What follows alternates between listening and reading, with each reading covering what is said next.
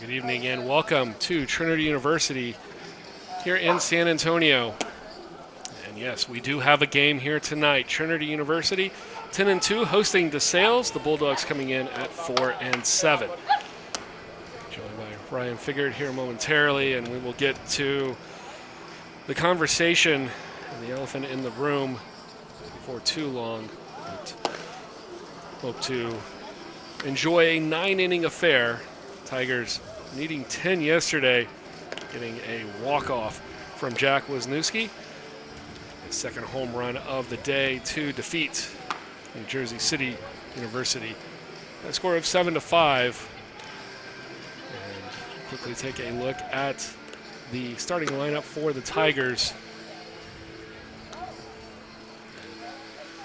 Be a couple of changes here today. Blake Johnson will start off at second. MJ Metz over at third, batting second. Mason Meredith in the center, batting third. Batting fourth, Jack Vonderhaar. He'll be in left. Seth Jones over at first base, batting fifth. Nathan Brollitt getting the start in right. Cade Momsen will be the DH. Scott Peterson will be your shortstop. Austin Davidson behind the plate. They will be catching he will be catching Cash Crane. And we'll take a look as we are underway now. Cash Crane delivering a strike, and we are into the action. Getting this one started a bit before 7. Thomas Carpenter leading off. Cody Mish, Robbie Lamb, Sergio Diaz, Michael White. And we will get back to that in just a moment. Thomas Carpenter standing in now. He has been having himself a fantastic spring break. Multi-hit games in the last 3. One against Shriner and one against Shriner, one against Southwestern, and one against TLU. Multi-hit games, and he also got a hit in the other Shriner game. So 7 hits on his spring break so far. And welcome in Ryan Figured. And Ryan, welcome back to the booth. Good to have you. Yeah, good to be here. Hopefully not for the last time, but obviously looking forward to a 9-inning affair, like you said. These two teams doing battle over spring break, and the Tigers coming off of a fantastic walk-off victory yesterday. Yeah, it's going to be a called strike 3 on Carpenter. And he will be the first victim here for Cash Crane. And Crane getting the start today. So 0-0 with a 4.91 ERA. And 3 Ks on the year. It's 2 walks. Yeah, and Crane was a kind of a Tuesday starter last season. He came in against the likes of the Hardin-Simmons games and Our Lady of the Lake, that type of game where you try and give the team 5-6 innings. Certainly pretty high in both strikes and walks on his career. Pull up the career stats here. Last year had 3 starts. It was 0-1 and went for a total of 7 1/3. Had 3 strikeouts and 5 walks for a 4.91 ERA, so pretty similar to what he's been at in 3 1/3 innings work this year. This is his junior season as a part of the Tigers program.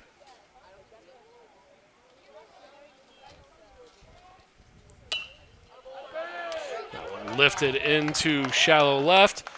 Cody Mish is going to get the Bulldogs off with the first hit here in the first.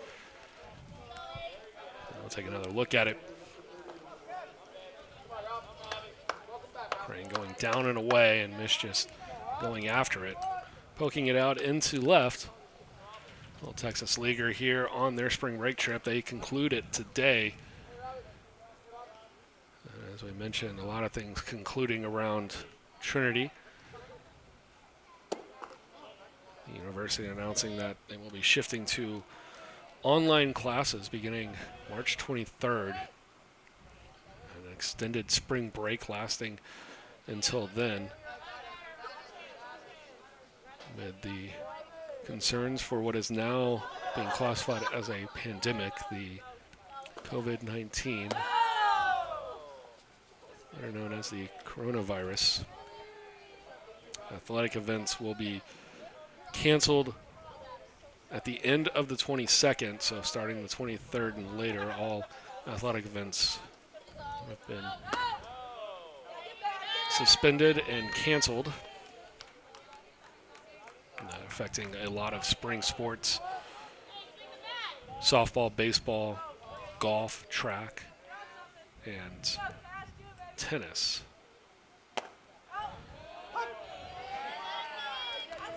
3-0 pitch in there for a strike. Runner on first is Mish. And the man at the plate, Robbie Lamb, is off to a great start this season as well, hitting 412s. You can see now a couple of homers as well. Certainly a danger with the man on base. Mish is going to have second stolen as he went on the 3-1 count. And the pitch was in for a strike, so we'll have a full count. See if the stolen base was warranted or if DeSales can put 2 on first and second anyway with the walk. Yeah, DeSales likes to send the runners now. That's 20 of 25 in their opening 11 games and a third. Diaz awaits on deck, and he'll have 2 aboard. Yeah, I mentioned Crane struggling with, continually throwing strikes, struggling with a few too many walks. And that's already showing its head here in the first. Tigers still in double play position. Should they get a ground ball?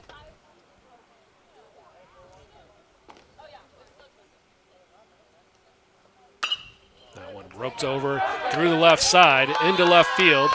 Mish is going to be sent around, and the throw comes in. It'll be cut off. DeSales jumps out early. Done that pretty often here on this spring break trip. They lead 1-0. Yeah, like you mentioned, even went ahead against TLU before ultimately dropping that one 16-3. Certainly like an early run after that where they've struggled against some of the better opponents they've faced on the year. Diaz with the RBI single. That's going to bring to the plate Michael White. See some pretty solid batting averages here. Sales 4-7 to throw back to second. Lamb is going to be back in easily.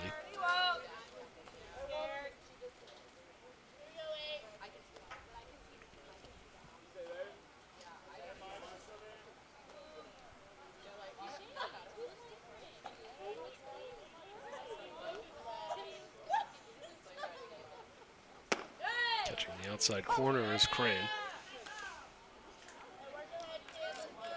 Jumps ahead in the count.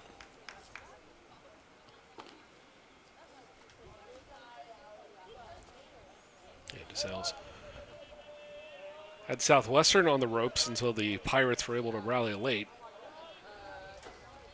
after defeating Schreiner in a pair of games to start their trip off.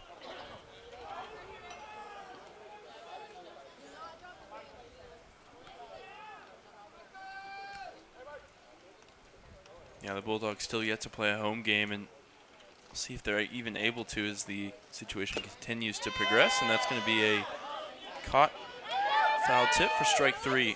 2 down now. DeSales with his second strikeout of the inning. Induces the swing and miss. Just going to mention for our viewers that are unfamiliar with DeSales, they're out of Center Valley, Pennsylvania, where it's probably been a little bit too cold to be playing baseball up until very recently. That's why they come down for the extended road trip.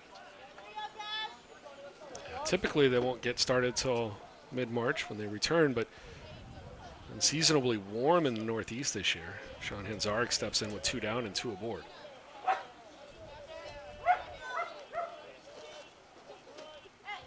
Hanzarek, 355 on the year. And he puts that one into right field, but it's going to be well foul.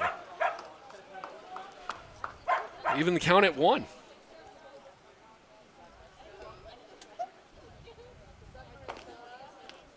Hanzarek from Frenchtown, New Jersey. Some of these rosters really give you a look at the interesting names of some cities up in the Northeast, just like we have here in Texas. It's always fun to peruse the rosters before the game. That'll miss on the inside. Now 2-1. DeSales going with the white tops and the colored bottoms, the dark blue. It's an absolutely fantastic look. Ryan disagrees with me, but Yeah, not for me, Josh. Especially the Red Sox poking out from underneath just seems a little bit of a mess. uniform just screams late 70s, early 80s MLB style, especially with that pullover top.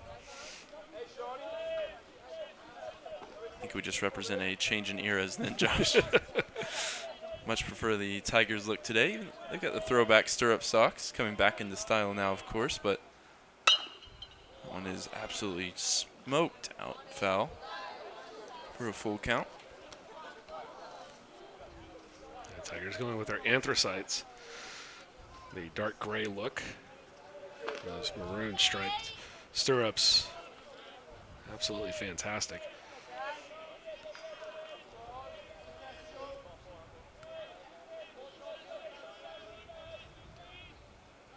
Off pitch. And Zarek will do it again, fouling that one off, giving his teammates a workout on the base path. Yeah, in the early season, Hanzarek already with 4 doubles to his name. See if he can come through with the goods for the Bulldogs, or if Cash Crane can limit the damage here in the first. That was a pretty fantastic two-seam right there from Crane.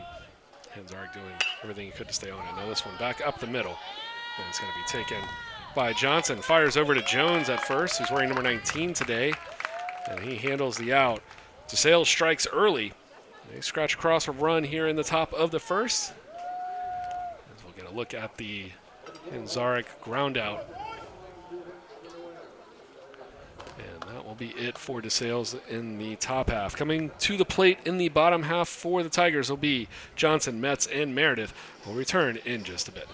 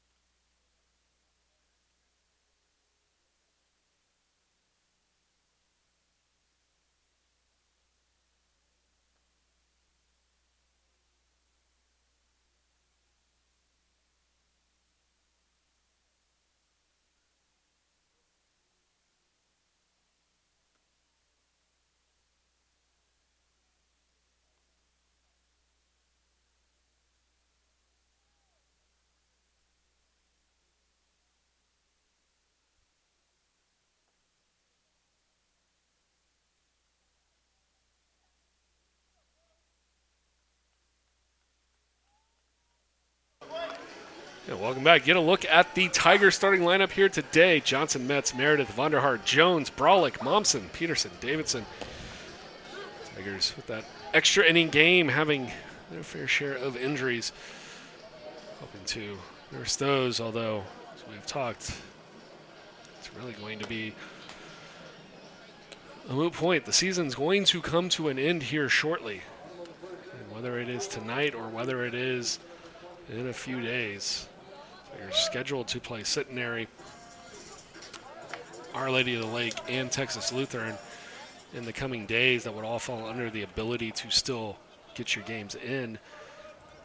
But with there really being no extension after that, a lot of things still up in the air. A lot of questions we cannot answer. Blake Johnson, one thing he can do is hit the baseball.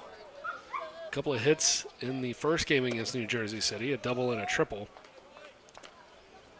Now batting .250 on the year. Yeah, he's one just starting to come into his own here after a pretty terrific first year on campus. He's given that one a ride out in the center field. It's going to get into the gap as well. Drops down for an early single. I was just saying he had a really good first year as a part of the baseball program. Of course, also plays football on campus. His OBP was off the charts for a first-year player and found himself in the lineup more often than not as the season wore on. It's a little bit of an opposite story for the man coming to plate now. MJ Metz found himself in the lineup early on and then dropping out towards the end of the season. Getting his chance here tonight, though.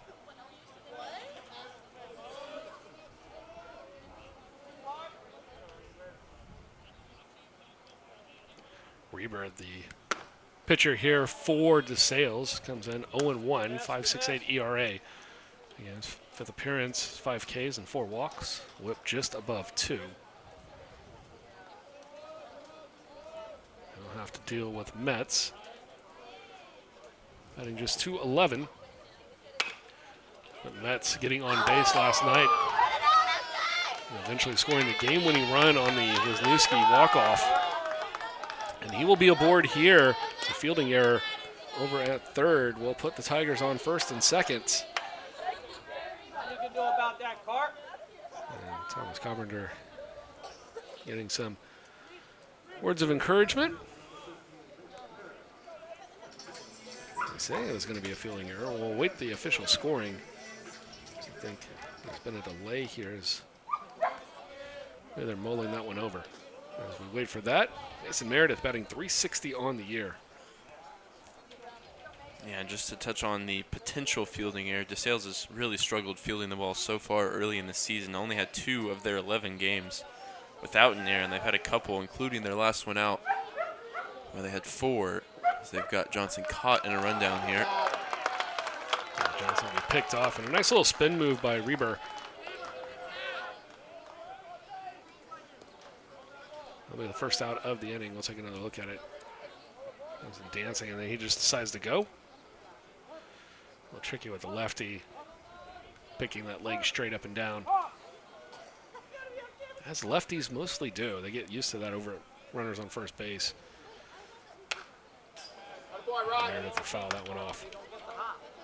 So that will leave Mets all alone on first base.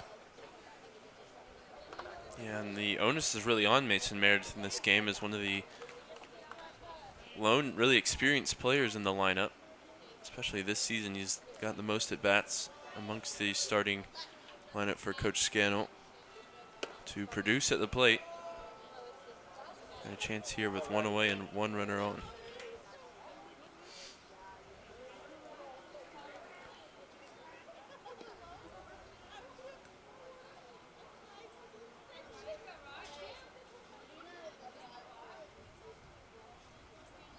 So the 1-1 up the middle. And as you mentioned, errors getting to DeSales, and Mish over at short can't come up with this one.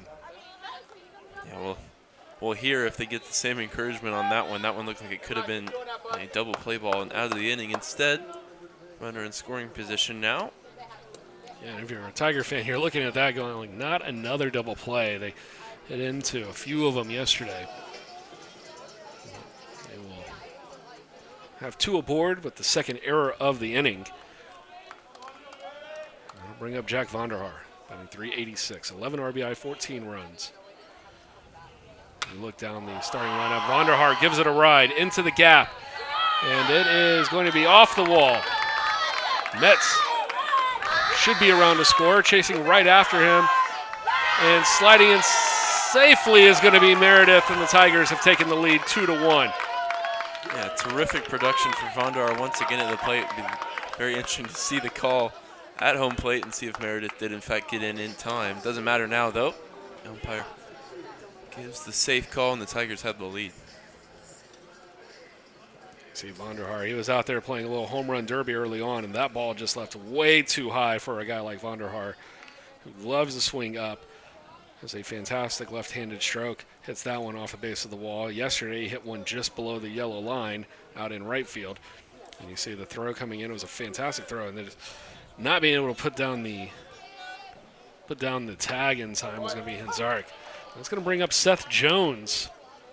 Yeah, and it was a good evasive slide by Meredith. Went around instead of trying to go under the catcher. Couldn't find him with the tag.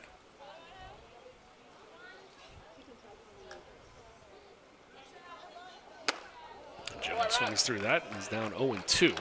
Tigers do have the 2-1 lead.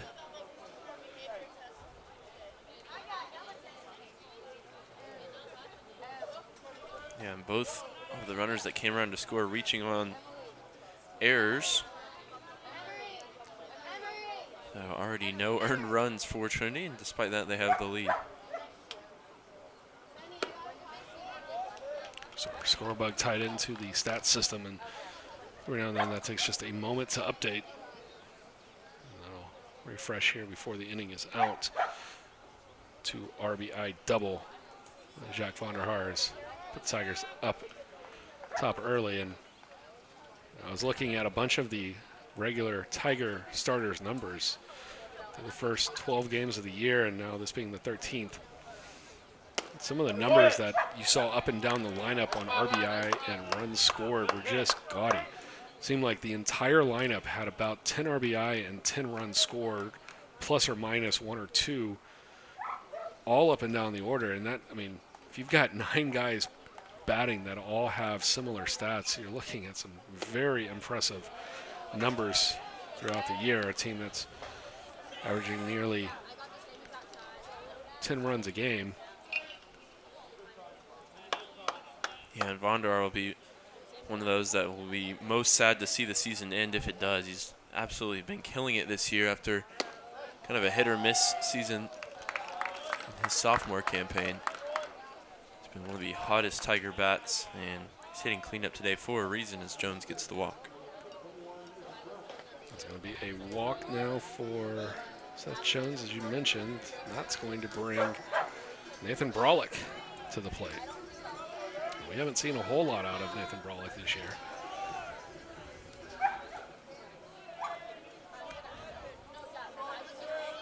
A couple of at-bats so far and scored a run. Sophomore out of Antonian. Same high school that produced Jack Wisniewski.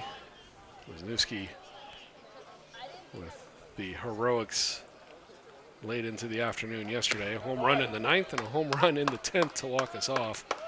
After the Tigers just could not handle the knuckleball. Finally got around on it. Able to score 7 runs in the last 3 innings, the 8th, 9th, and 10th. Come back and win 7-5. Yeah, and the lefties were really seeing it well all game, but it was the likes of Rafe Shamet hitting into a couple double plays on line drives that really kept the Tigers from putting any runs up throughout the game until, like you said, Wisniewski stepped in the 9th. Yeah, it was one of those types of games where just every single good break and bounce went to New Jersey City's way, and it's just hard to imagine a game that nothing was going right for the Tigers, and then in the 8th inning they finally started just piecing some stuff together, just shooting the ball through, and able to get the victory. And I attribute it to me being there for the first 8 innings and then leaving to go to dinner. Nathan Brolick slapping it into left field. And chasing around to score is going to be Vonderhaar. Nathan Brolick with an RBI single. And the Tigers extend the lead now to 3-1. And that is the first career RBI for Nathan Brolick. Congratulations to him, getting his chance here and producing. Only had 1 at-bat last year as a freshman, and now in his 3rd as a sophomore, produces at the plate. The inning continues on with Cade Momsen.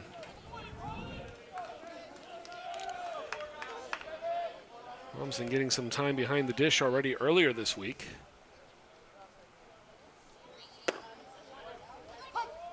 Catcher getting the start here today. Yeah, and Momsen similarly had 1 at-bat as a freshman, and he drew a walk, and has 1 this year. He's 0 for 1. Grounds that one over to Carpenter. He's going to go to second. And over to first. They can't turn 2, so it's going to be runners at the corner. So Momsen's going to be given a fielder's choice. Yeah, I thought the opportunity was there to maybe tag the runner going to 3rd. See, I think maybe that's what they're questioning, and nobody was. I think the official was just not looking at it. I thought it was a sure triple play ball if they needed it. They already have 1 out, obviously, going into it, but the opportunity would have been there. We're going to see Scott Peterson. Last year was one of the more prolific Tiger hitters in limited action.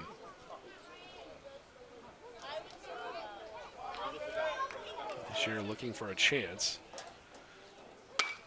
First pitch swinging. Skies that one. It's going to be a tough play, and it's going to fall for a single. An RBI. Now Momsen goes first to third. Scott Peterson, RBI single. And the towering shot that just falls into the Bermuda Triangle between center, left field, and short. First pitch swinging, took the outside pitch. That's what we saw a lot of last year from Scott Peterson. When he got his opportunities, he was 10 of 17, scored 5 runs, and had 4 RBI. It's been a little bit of a mystery as to where he's been this year, but I guess straight into the lineup and straight onto the board with a run batted in for the Tigers. Yeah, it's difficult to get playing time with a lot of the infielders the Tigers have. Michael Correa, the senior transfer coming in, and absolutely looking like he could have had an All-American status year over at short, hitting well over 300 and a couple of home runs, some doubles, but tough to get some playing time for everybody else. Austin Davidson, catcher. I should say Davidson getting the spot today behind the dish, and Momsen, who is a catcher as well, is the DH for today's game. And first career at-bat for Davison here. Park City, Utah native. Spiked to the ground. Peterson will advance to second, but Momsen will hold at third.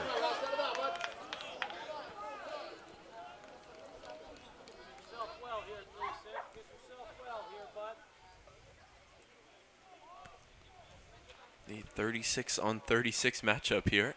Don't see that one every day.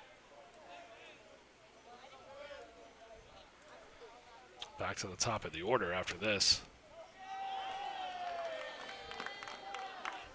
It's going to be a 4-pitch walk. And right on cue, technical director Garrett saying it's time for a mound visit. Coach Nyman take a stroll out. We got the bases loaded here at the bottom of the first. We're back to the top of the order, 4-1 Trinity. And we will return in just a moment.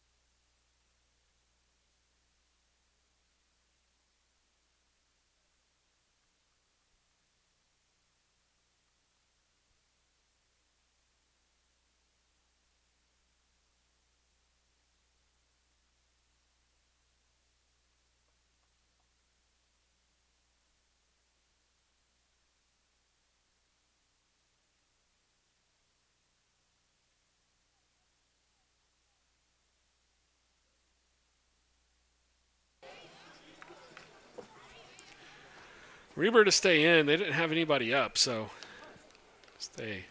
That actually looked more like a general conversation with the entirety of the infield. A couple of errors already in this inning. Over off the left side. Blake Johnson, well, he got us started. A single into left field. Tigers batted around already here in the first.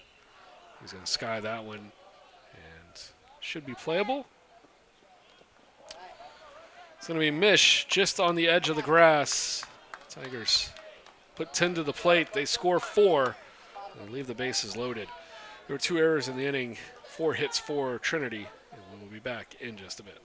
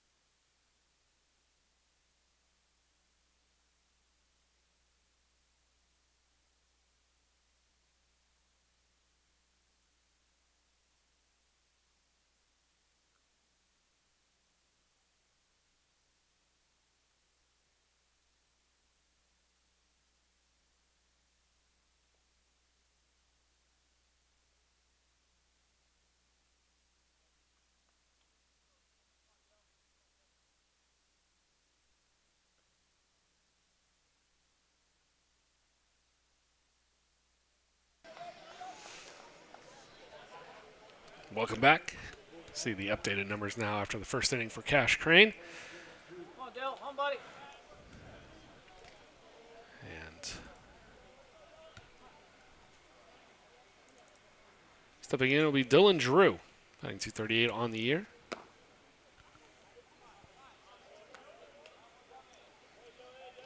Yeah, and contrary to the way that the Tigers have gotten production from up and down the lineup, early in the season, must be said for DeSales, the bottom of the lineup has struggled to produce.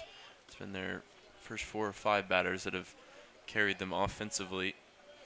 See if Drew Plummer and DiCiaccio, I think I got that one right, can bring something here in the second. Nicely done, and a thank you to the SID department over at DeSales for sending in the pronunciation guide. Started looking down the roster, and I was like, man, we just played New Jersey City, and it didn't seem to trip us up as much as these guys, but that one fouled off. Now 2-2. Of course, a lot of these guys from New Jersey themselves, right there in the Pennsylvania area.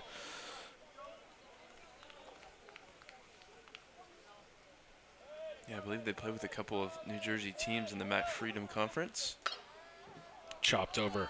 Charging in from third is going to be Metz. A throw over. Got one down here on the top of the second. Contrary to what we saw in the bottom of the first, that was solid defending on the ground ball from Trinity. Metz makes no mistake. A lot of good movement there from Crane on his pitch. Inducing the ground ball.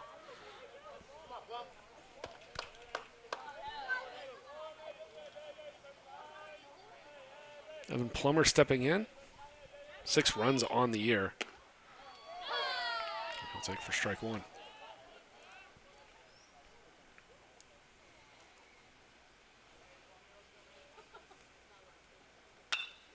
That one. Over to second, and, well, Tigers not immune to the errors. That one taking the short hop underneath Blake Johnson's glove. And into the outfield. Just couldn't quite get down on that one enough. That'll take us to the 9 spot in the order. It is DiCiaccio.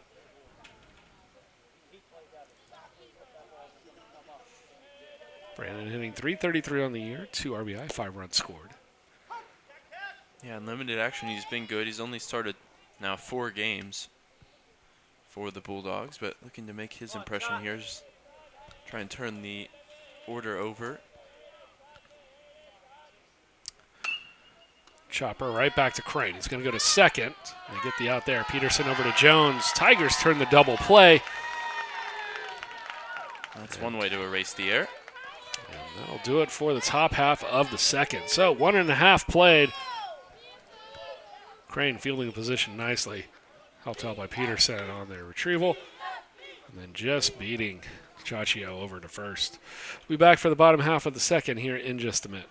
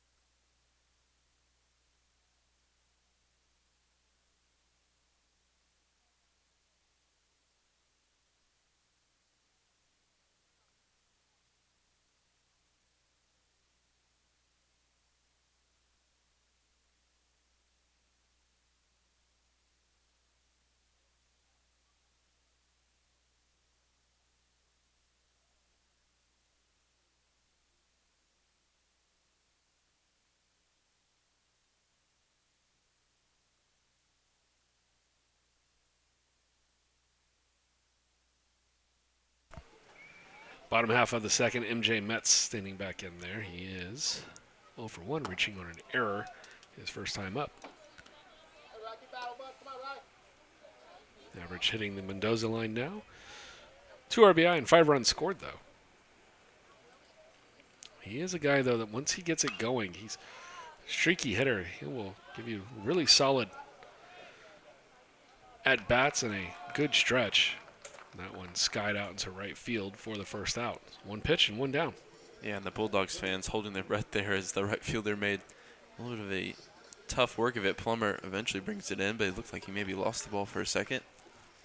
And after a first inning where they committed a couple of errors, including one on Mets' ground ball, be happy to see 1 out here. I'll bring up Meredith. He reached on an error as well. The back-to-back errors in the first inning. Came around and scored a run.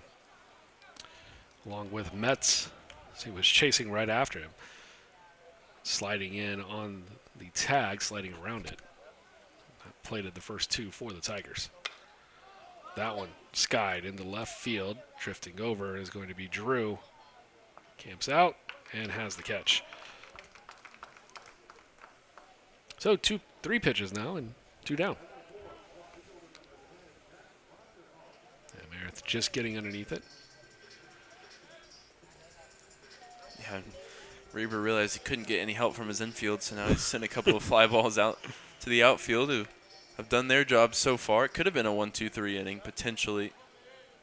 After the Johnson leadoff single could have been erased on a double play ball.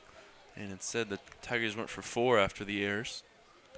A big reason for that is the man at the plate. You're saying he's changed the outfield, maybe let the outfield feel some.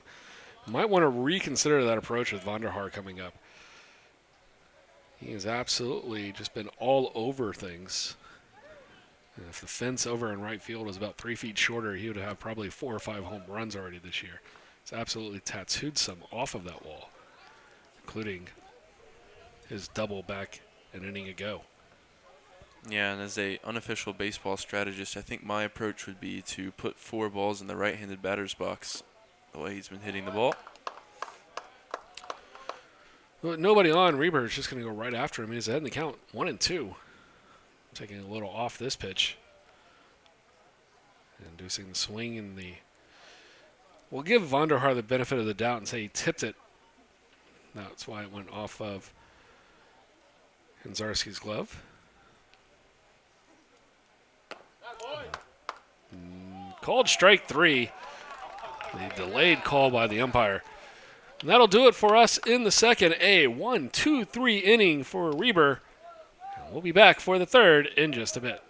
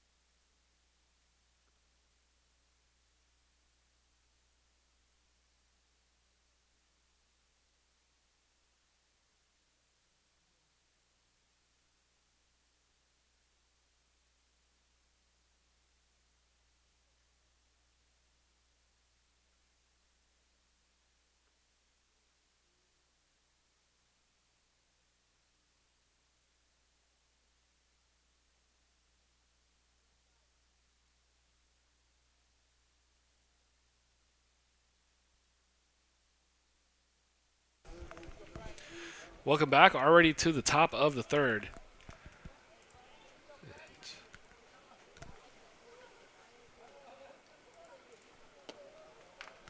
Yeah, both men on the mound for their respective teams having a much better second inning than they did in the first. And this is Frank Licari. I believe Carpenter was due up in this spot, so Licari may be going in as a replacement at this point. 182 on the year. Yeah, it must be an injury concern for Carpenter's hitting over 400 coming into this game. You wouldn't want a pinch hit for him here in the third, so something unbeknownst to us nearly worked a walk, and he gets the strike on the outside part of the plate that time, 3-1. Yeah, the injury bug hitting Tigers here lately. Now, Crane with the 5-pitch walk. Hurry will take the free pass. So 1 on, nobody down. And it'll be Mish.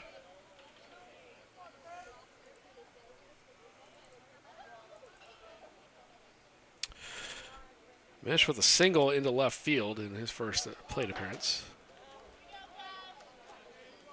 5 RBI.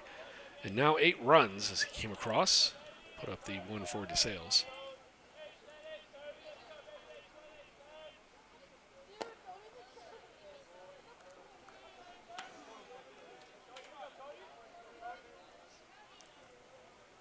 Crane hasn't come out here in the third as he did in the second. He's already missed on 6 out of 7 pitches. That one right in there for a strike, but it gets away and advances the runner.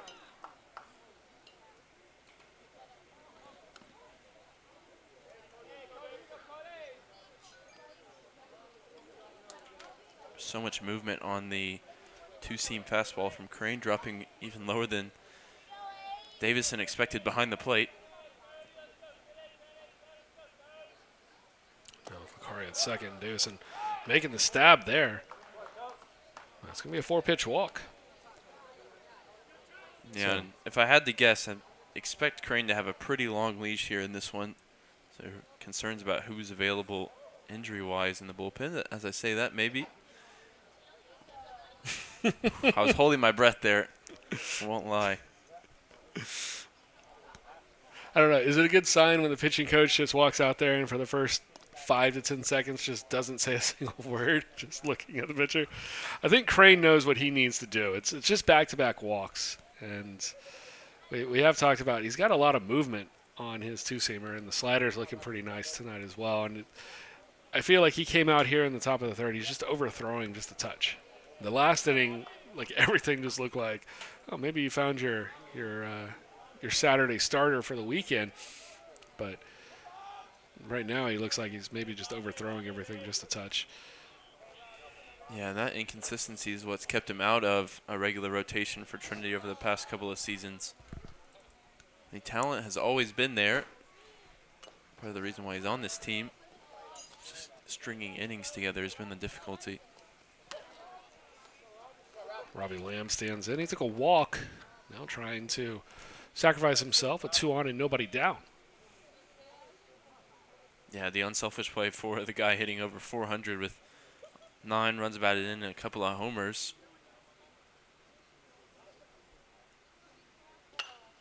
Instead, he's going to shoot that into right center. Coming in and not being able to make the diving catch is going to be Brolick. And now the runners, as there might be a play at the plate. No, a play over at third, and everybody's going to be safe. It's going to go down as a RBI single for Robbie Lamb. And a fantastic attempt by Brolick here. I think he got it into the webbing. As you'll see the dive attempt, it's a hard catch to continue with. Baseball here, sir. It's home, buddy. That might have just hit him in the palm. Maybe he didn't get into the webbing. So that shot off pretty hard and pretty quick. And then just taking Meredith a second to get there. Tries to go to third. Makes a great throw, but Mish able to get into third easily. And it'll be Down. Diaz now. Sergio Diaz, 1 for 1 with an RBI.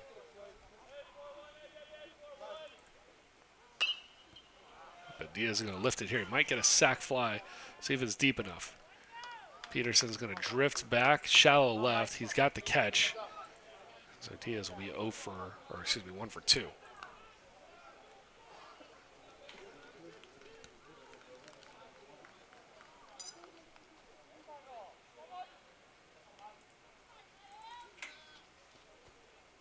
Craig knowing that he had done his job on that one. Got 2 pop-ups in a row. Now Michael White. Chopper up the middle. Peterson. And another double play in the inning here for the Tigers. Their second of the day. And Sales fans thinking that maybe White was able to leg it out. We'll take a look. Might have a case either way. We head to the bottom half of the third when we come back.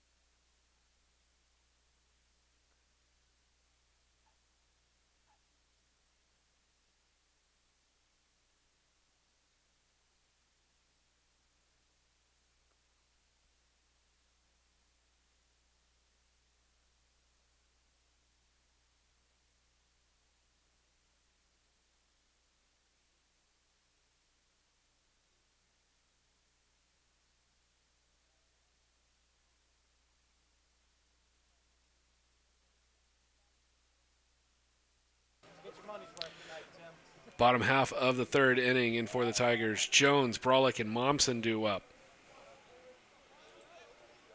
Taking a good look at Seth Jones. Took a walk in the first. Stands in there against Reber for the second time. Yeah, and Jones throughout his Tiger career hasn't been a heavy hitter at the plate, but he's always been patient and consistently come in kind of high-pressure situations as a pinch hitter and try to draw that walk, something he is so good at doing. And he's got a walk. And he's got a hit by pitch, so he'll be on for the second time today.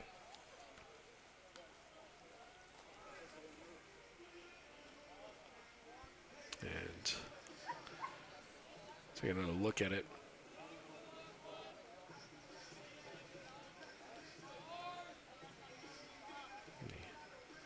Static cam giving us just enough of that look. Apologize for some of the frames that you'll see. Of course, with no students on campus, you can't really do much. Brolick, who had a hit and an RBI in his first at-bat, is going to ground into a double play. So just like that, Reber getting some help from the defense, and there are 2 down here in the bottom half of the third. Yeah, and both infields turning 2 with some frequency here early on in this game and erasing base runners for their respective pitchers. That one, a true double play. The one to end the top half of the third. Mentioned, you probably heard the DeSales fans not happy with the call. Once replay showed you that, and definitely looked like they had their case. Thought he might have been safe. Yeah, my pick of the bunch from the comments of the fans is get your money's worth tonight, Tim, referencing Coach Tim Neiman, who was certainly one of the people in the dugout protesting the call. He's been in the game a long time, experienced coach, 30 seasons now as the skipper for DeSales. 31st among all-time victories list for D3 coaches. A feat of longevity, if nothing else. Yeah, between Neiman and Scannell, you've got over 50 years coaching experience and over 1,400 wins. 2 fantastic programs. DeSales in the College World Series back in 2003. Trinity there in 2015 and 2016. Momsen hit into a fielder's choice, now rolls this one Over to short.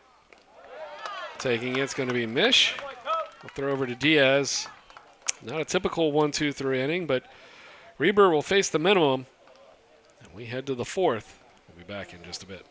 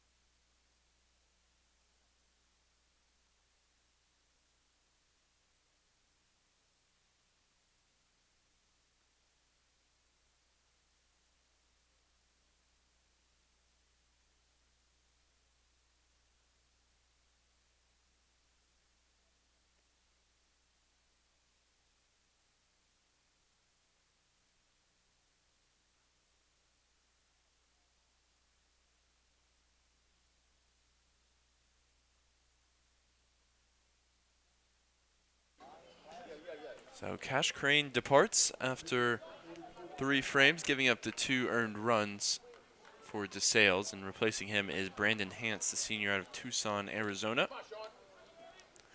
making his 6th appearance of his senior year. The Sidewinder's first pitch is sent out into right field and eventually brought in comfortably by Brolick, who rounded into the double play bottom of the third. Able to get the put out here. And Zarek driving the sinking action deep into right. Not enough behind it, though, to clear that wall. Again, first pitch swinging. And Drew is going to be retired as well. So supreme efficiency here for Hance coming in. Only a couple of pitches now and a couple away. And you hear the fans for DeSales pleading with Plummer to take a pitch here and prevent what could be a 1-2-3 inning on 3 pitches for Hance coming into the game. Alright, you had to take that pitch. Probably the same fan comforting Plummer after he took the strike. Second pitch swinging. That one's fouled straight back, and Plummer behind in the count 0-2.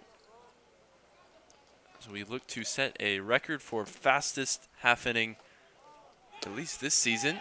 And the umpire will not oblige here. Say no pitch, I believe. As Plummer called time.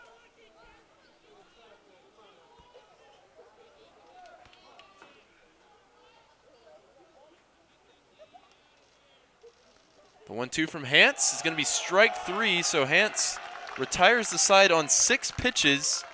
And we continue to hum along here into the bottom of the 4th. Tigers ahead 4-2. Look at that excellent movement on Hance's strike 3. We'll be right back in just a moment.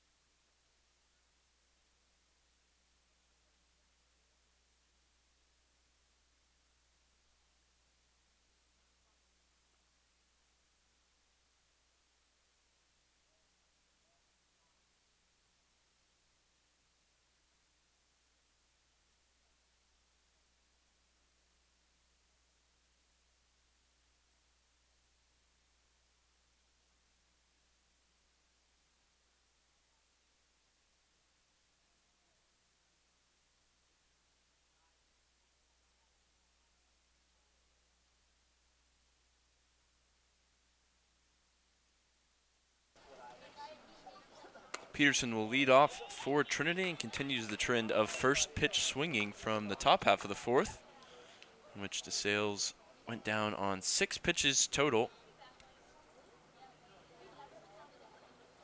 San Rafael, California native in his junior season. He's able to get an RBI single his first time up. This time lines out on some solid contact, and there's one away quickly here in the bottom of the fourth. If this pace continues, we'll go back and check the time for quickest inning in Trinity baseball history. Still a couple of outs to go. And it's the same man out on the mound for the Bulldogs trying to get them, Ryan Reber. Again, first pitch swinging. That one bounces just on the other side of the DeSales dugout foul. The airtime on that one, I think, preventing us from breaking the record.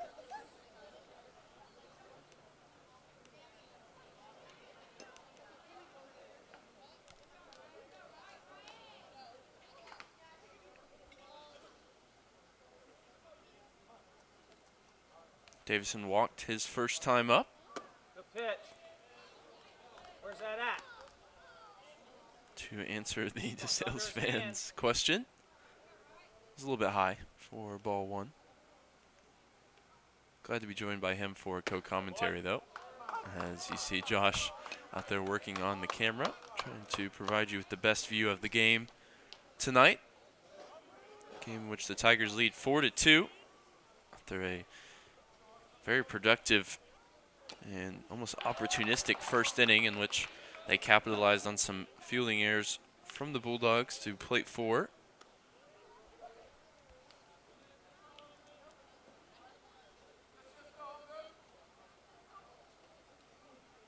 A little bit of a painful one that time for Davison. Stays alive at 1-2.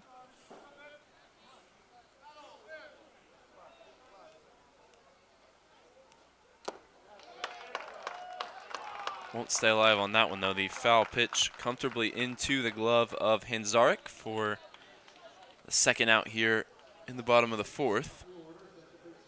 Terrific movement in that time for Ryan Reber,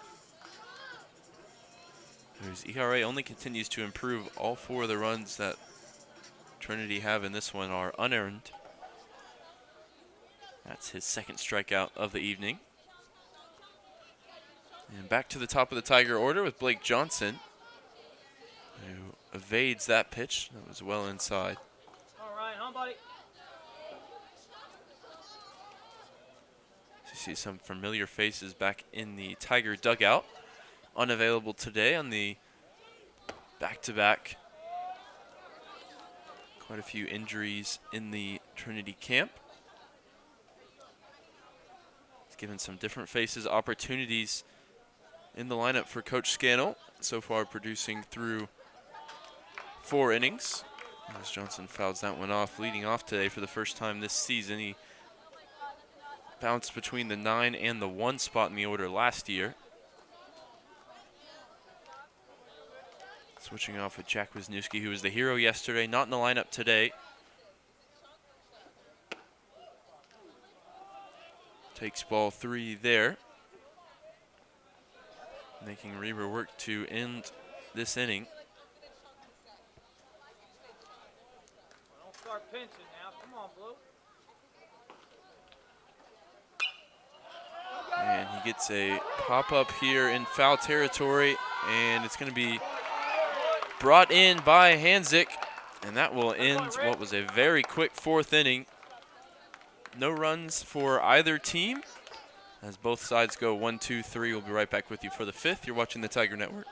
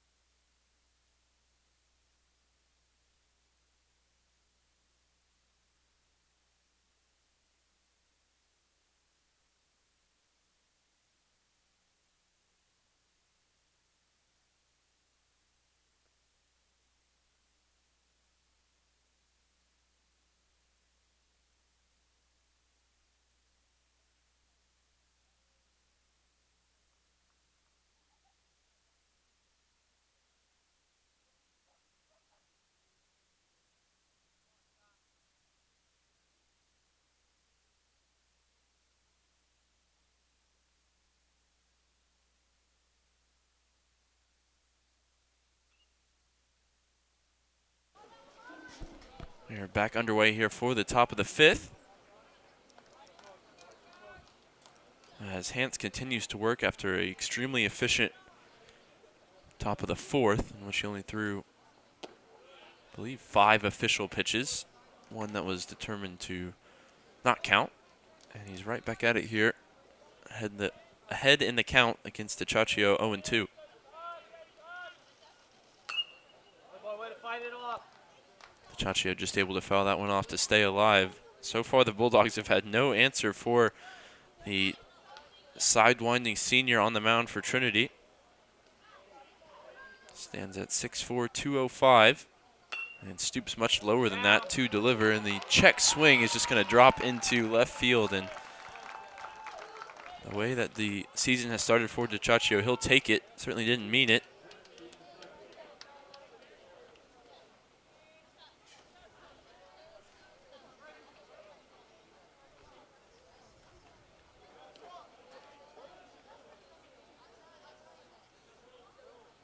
DeCaccio now 6 of 14 on the season.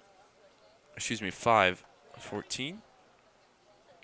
He scored 5 runs as well. We'll see if the Bulldogs can bring him around here in the 5th. Nobody out.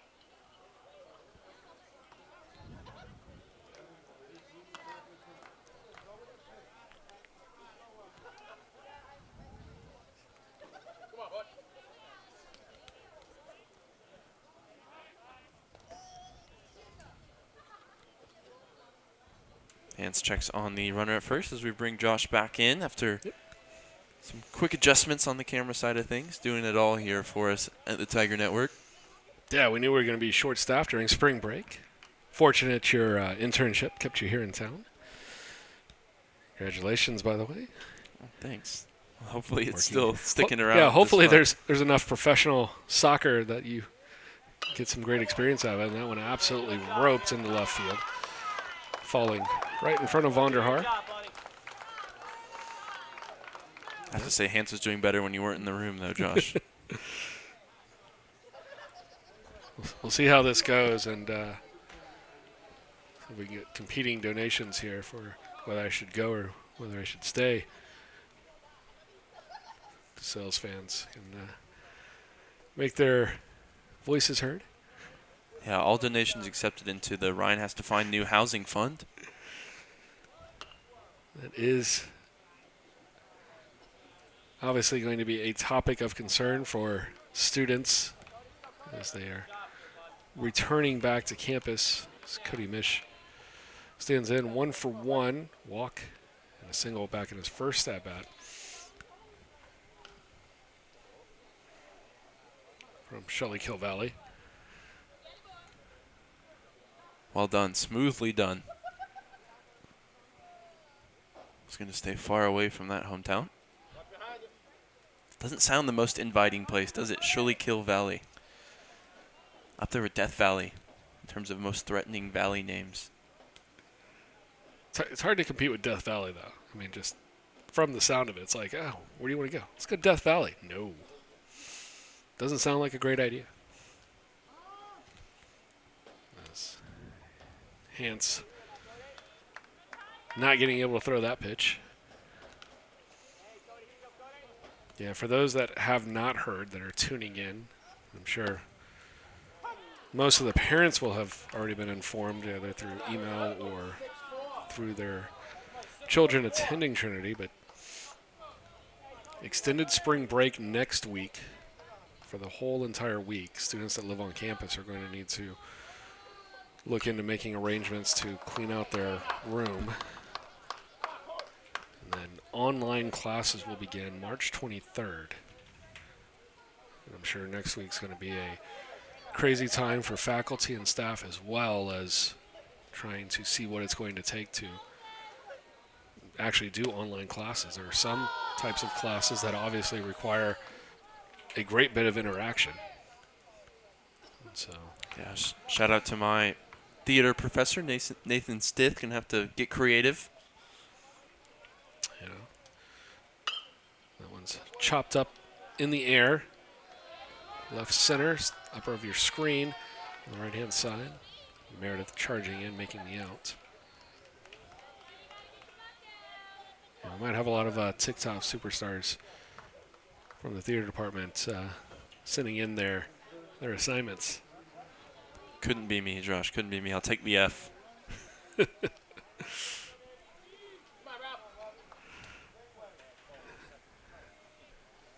Two aboard, now one down. Or we'll check that, but standing in at the plate, Robbie Lamb, 1 for 1 on the day. Also had a walk. RBI single in his last appearance in the third. His chance to move some runners around here as well.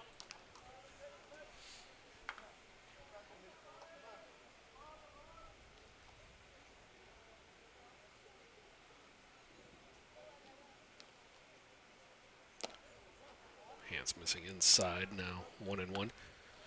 It's a fairly humid. Say I just went and did all the cameras. It's 81 degrees out there right now, and wanted to rain the last couple of days. I think that's kind of moved off, but still fairly humid today. Yeah, perfect weather for summer to start, isn't it? The way things are going. Starting to feel like it's already April. Now 1-2.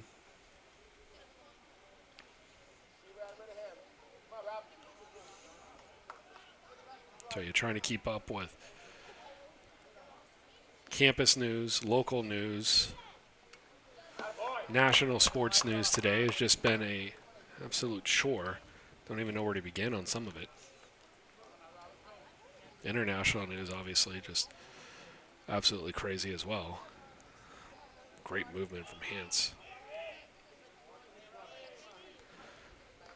Lamb doing just enough to get a piece of it to stay alive. Yeah, and all these situations pretty much unprecedented, at least in the modern era. It would be both terrifying and interesting to see where we move from here.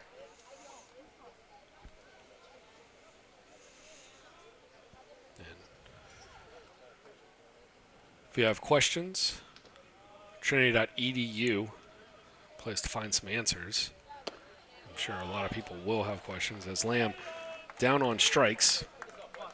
The university hoping to answer all questions, alleviate fears, and see how they can make the transition that's going to be coming as smooth as possible.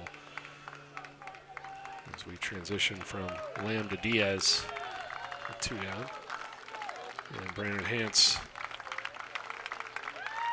on what is likely to be his final performance here as a senior departing to a very loud standing ovation from his teammates.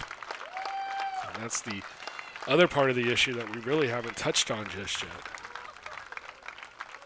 Guys that, as this season is going to come to a close early, seeing their senior seasons ended as well. And I'll say for the players, I don't know if it's actually even set in yet. They know the situation at hand, but the email to everybody going out at around 5 o'clock here Central Time. The game starting at 7 o'clock. Most of the guys were already out there for batting practice. As coaching staff alerting them to what was happening.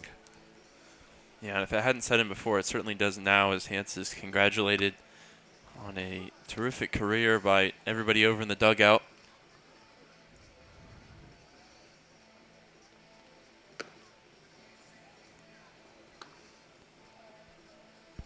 Just a very surreal feeling to some of these scenes. As Devin Wright's warming up for Trinity. We'll be right back with you when he's ready to go on the Tiger Network.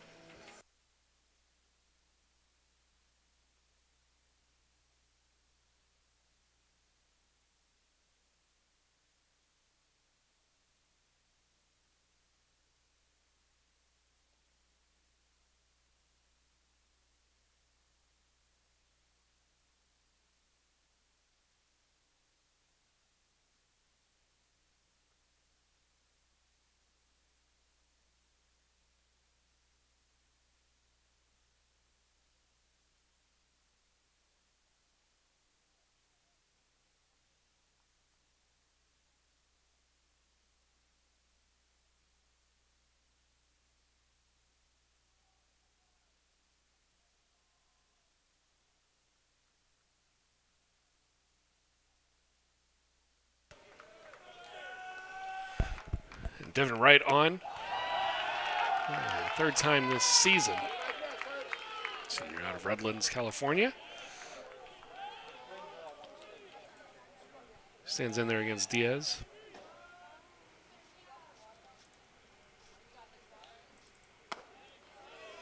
Diaz 1 for 2 today. Single back in the first. Popped up back in the third. Yeah, Wright's been a member of the baseball program all 4 of his years on campus, but he's also involved in baseball in a lot of different ways. He's got an internship at the winter meetings, notably, and was also in the Sport in London group over the winter break. Made the most of his experience, both on the baseball diamond and off of it here on campus. Senior lefty getting some action on the mound here. Yeah. A lot is made around Major League Baseball of, when you talk about Division III, pretty much look at the NESCAC schools, and that's not necessarily because of what they do on the field, but what they do as they transition into pro baseball as upper management. A lot of guys going into that role. Trinity itself with quite a few guys in high roles around Major League Baseball. And it's going to be a walk by Wright to load the bases. Trinity with sport management minor here on campus, and it's produced quite a bit of professional roles as over the late few years. But Trinity not only with Major League Baseball and front office positions, but working in the front office in the NBA, NFL, pro soccer, especially with your internship. Yeah, obviously give a huge shout out to Dr. Jacob Tingle for all the work he does with the sport management minors. Certainly instrumental for me in getting that internship, and Devin as well. As that one goes to the backstop. The Bulldogs played another one here in the 5th, and they are hanging around now just within 1 run. Michael White at bat, and it's going to be Chachio coming in from third. Hey, 1 pitch, 1 spot here, Michael.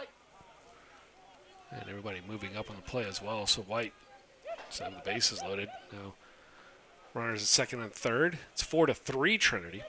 Again, that will update after the at-bat. Just the way that program works. Pull in all the information from our SID department, doing the official stats.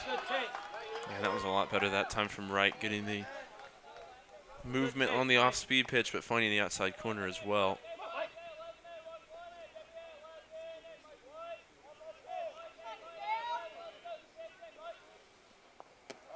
Nice breaking ball in from Devin Wright.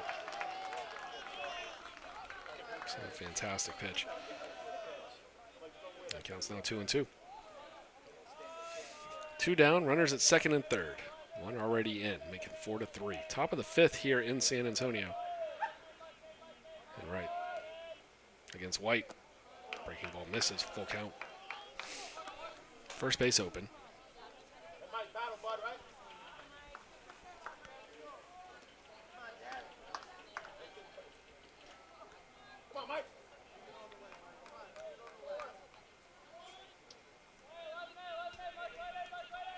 Payoff pitch. Be fouled off.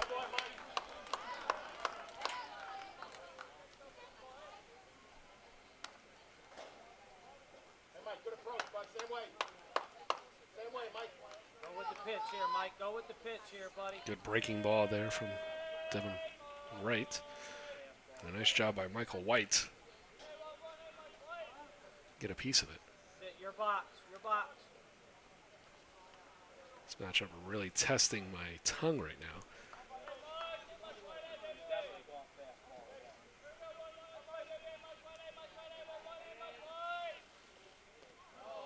That'll be a ball in the dirt, so first base open.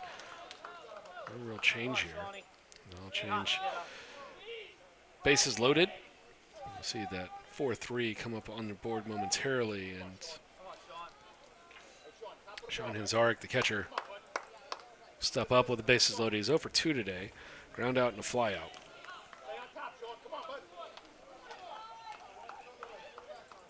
Yeah, but the juniors had a good start to the season and he's got an opportunity here to add to 5 RBI already.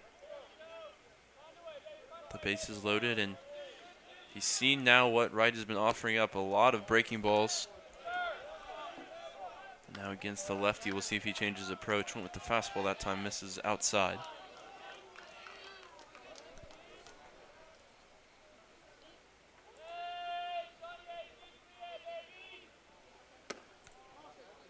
Hold your stack there, Sean. Hold your Now stack. 2-0, and DeSales maybe start thinking about tying the game without even having to swing the bat.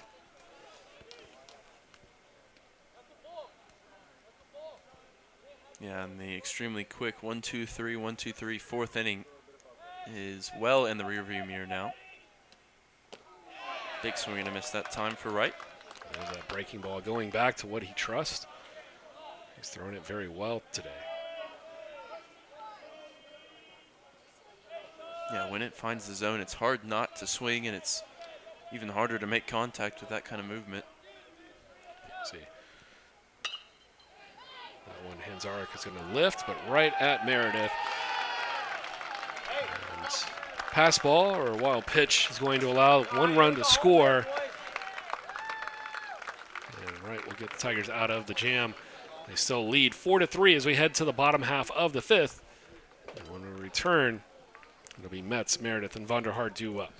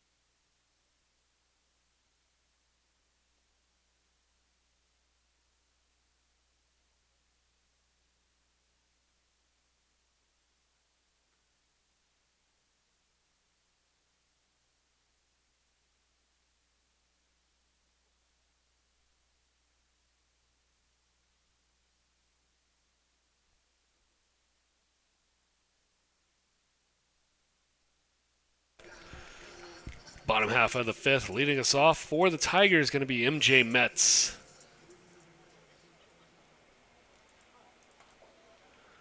That's 0 for 2. Reached on an error and flew out to right.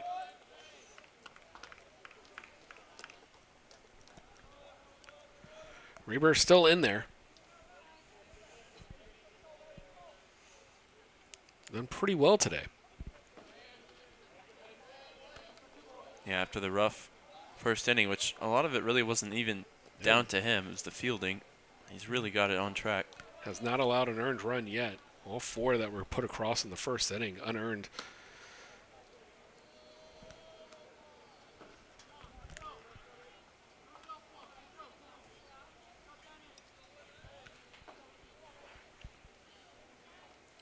Looking to get a strike against Metz. And I'll get one there. 3-1.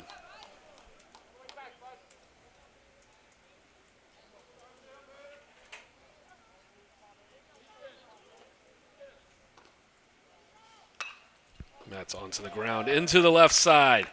Base hit for MJ Metz. The Tigers will have a runner on. Yeah, and as unfortunate and dubious as the situation is, it's good to see some different faces for Trinity given the opportunity to produce. We saw Wright come in to pitch in the top half of the inning, and MJ Metz has had limited opportunities this season, and now he's got the opportunity, and he's led off with a single here in the 5th.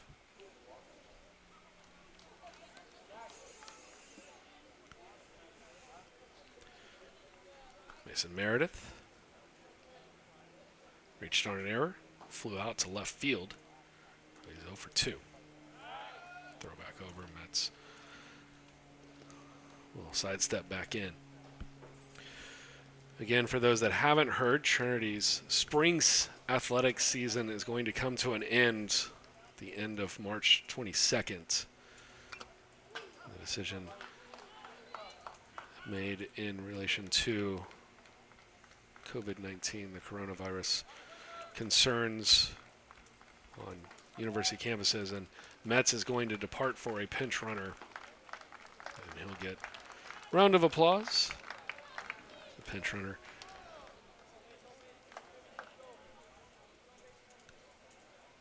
We will wait to find out who it is. He's wearing number 37, I believe, and that number not issued. So with these anthracite jerseys, a couple of changes made in them. We'll update you as soon as we can get a look at it. And Meredith, just like Metz, back through the left side. So a base hit for Mason Meredith. He's now 1 for 3. What we were saying earlier, though, the season will end on the 22nd. Now, the Tigers could play games up until that point. They've got a series scheduled for Centenary this weekend. That's set to take place Friday, Saturday, and then set to play back at home on next Tuesday, St. Patrick's Day, hosting Our Lady of the Lake. And then on Friday, Saturday, the big series at home against Texas Lutheran. Well, basically, the Tigers don't have anything else to play for this year, and so it's with a lot of other concerns going on. Students have to move out of their dorm rooms next week. It's just a lot of moving pieces here. So the baseball team finding out at 5 o'clock and then having to play for a 7 o'clock game, not really able to talk it over yet. I heard that they're going to meet as a team afterwards and kind of decide what makes the most sense for everybody.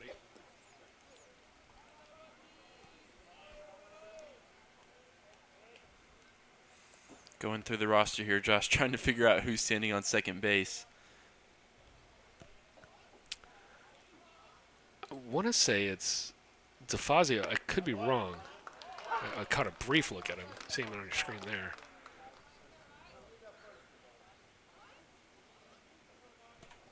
Let's see if the stats have updated yet. They have not. I think they're still waiting to get some information in.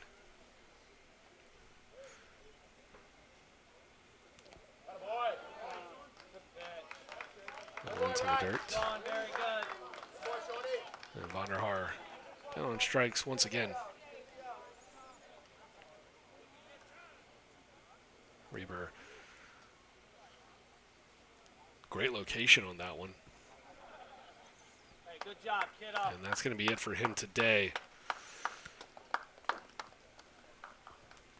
So a very solid performance. He did get roughed up for 4 in the first, but all those were unearned.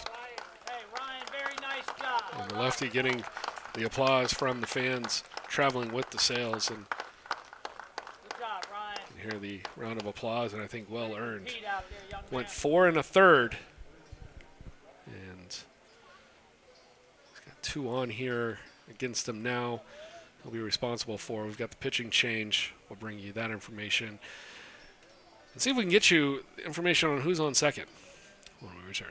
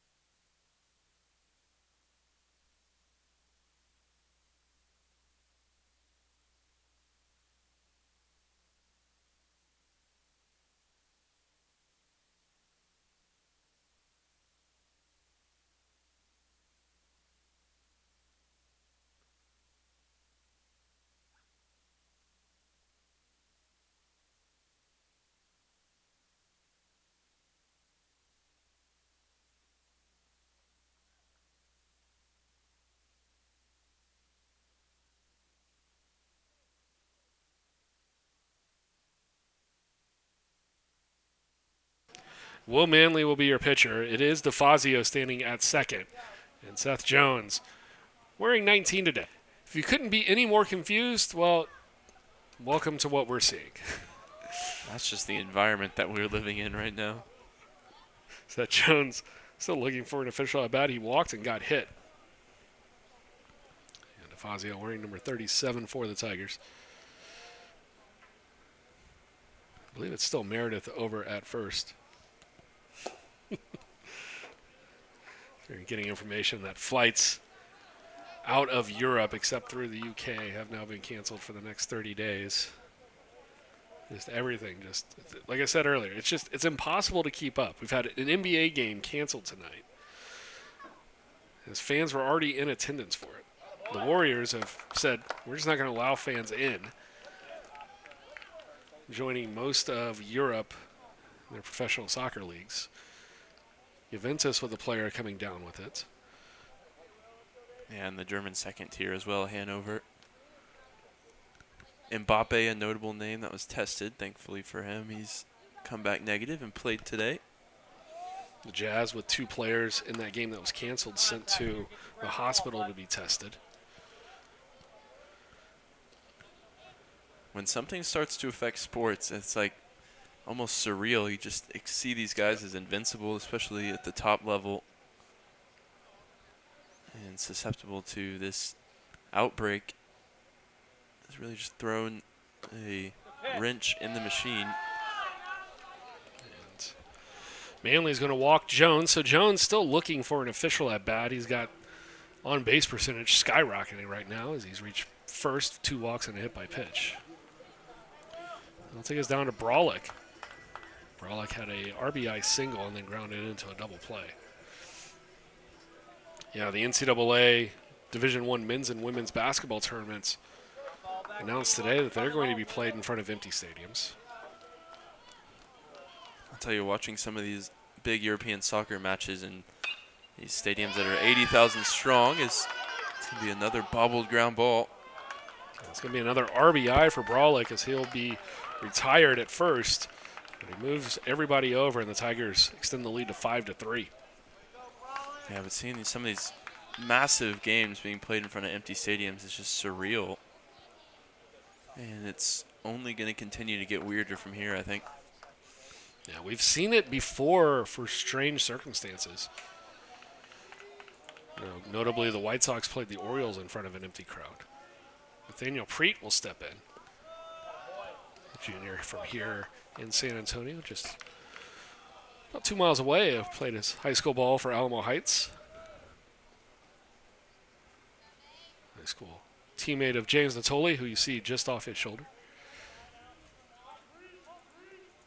High school teammates of Forrest Whitley, the Astros first-round pick back in 2016 as well. Team advancing to the state championship.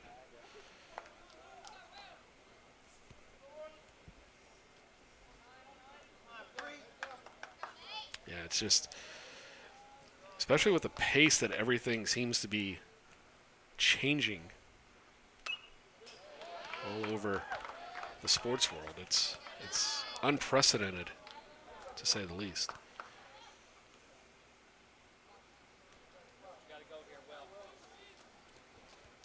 Preet had 6 appearances last year, 5 at-bats, and a pair of hits, scored a run, and batted one in as well for a 400 average. He's got 2 on now, and the count 2-2.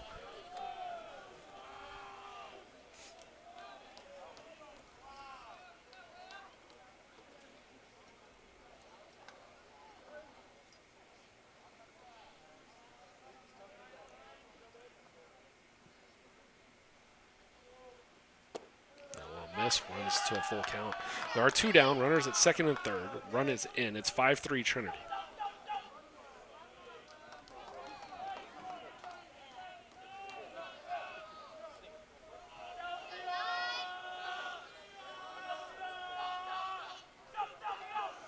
Payoff pitch from Manley will miss high. Bases are loaded once again. Yeah, and the score bug in the bottom right, getting the prediction correct. It's had the bases loaded for a while.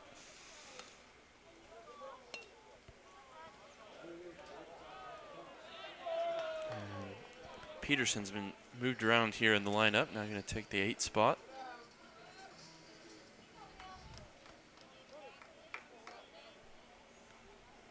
Peterson, as we mentioned earlier, he steps in and he makes things happen. He's 1 for 2 today with an RBI and puts that one into left field, down the left field line.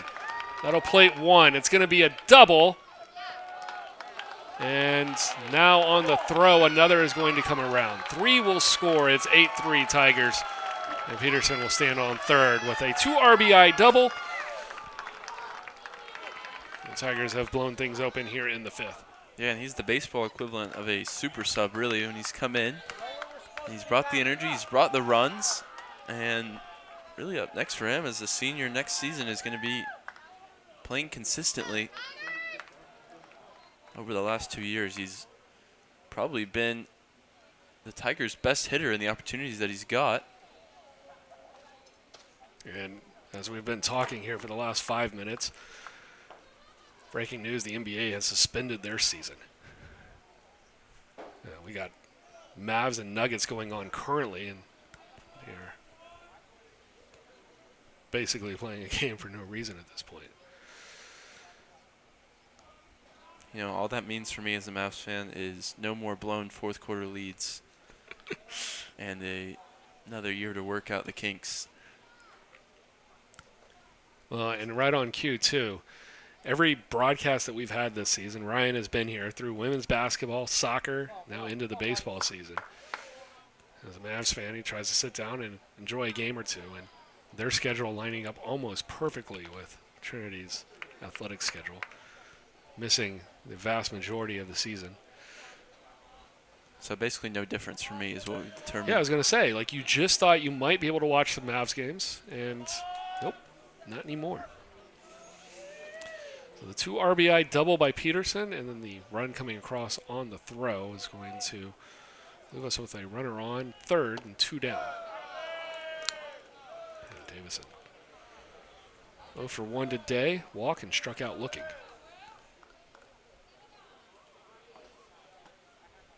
Yeah, and as an avid Scott Peterson fan, wherever Sam McWhirter is listening in, he's sure to have enjoyed that last one. And as Tiger fans, we all enjoy that one from Davison as he shoots it down the line for another RBI double.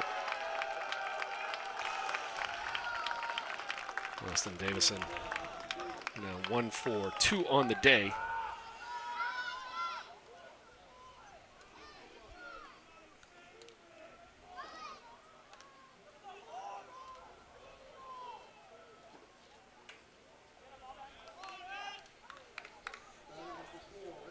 It's been an opportunity for a lot of guys that normally don't get a lot of playing time to step in, kind of show what they're capable of. It's going to take us back to the top of the order. Johnson was due up, but as you can see, that is Ezra Gore. So Gore will be pinch hitting here.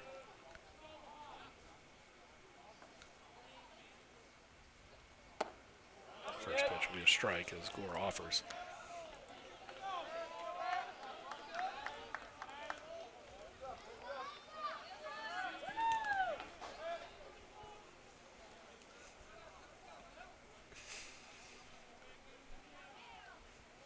Nine-3 Tigers. 2 down and a runner on second. Stay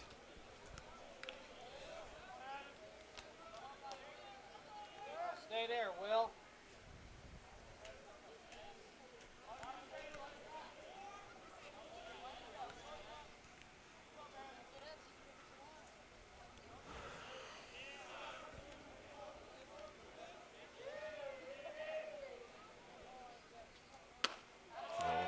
Now 1 and 2. Gore in his first season out of Dallas in the McKinney North High School is 1 for 4 so far. His one hit was a double, and he came around to score.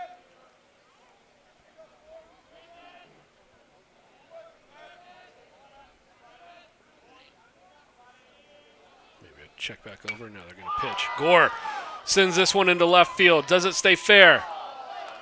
It does not. Tell you saw Gore's eyes light up from behind the glasses. He thought he had gotten his first career home run. Another look at it. It looked pretty off the bat. That one just inside, and he kept the arms in. And just hooking foul. Yeah, pair of eyes from Gore directly contrasted to Manley. He was looking back in horror. Gets bailed out that time by the foul line. That's a good look at what sports is all about.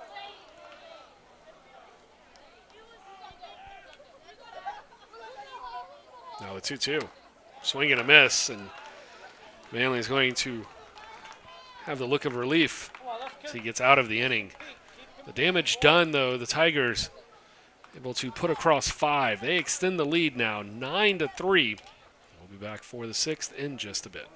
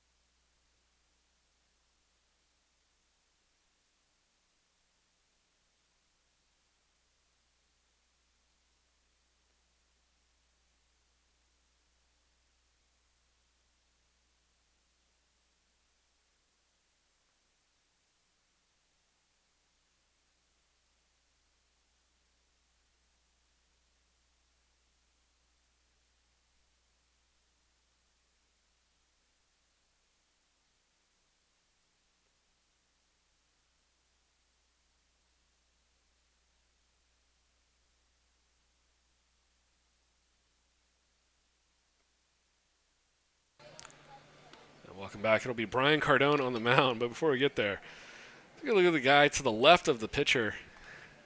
Checking out the sunglasses. Nope, let's try this pair. What happened? It was a base hit. Which pair do I like the most? Let's go with... we'll go with this one. I You can't have fun at the game tonight. I just don't know when you can. Cardone in to pitch, the senior from Seven Lakes over in Katy, just west of Houston. Looking to make it a memorable moment here for himself as he steps in. For the first time tonight, he'll be facing Dylan Drew. First pitch, a strike. Drew 0 for 2. He's grounded out up the middle to second in his last at bat, and he started off in the second with a ground out to third.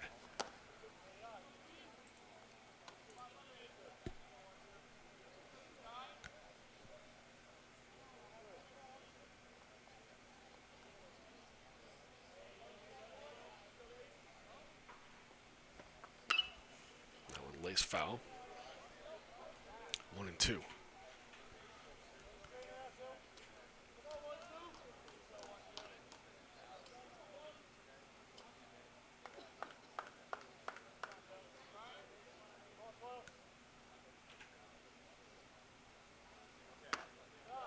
Up high.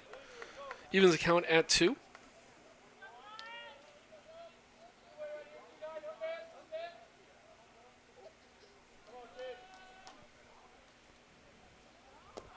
A swing and a miss. Dylan down on strikes, and Brian Cardone with the K.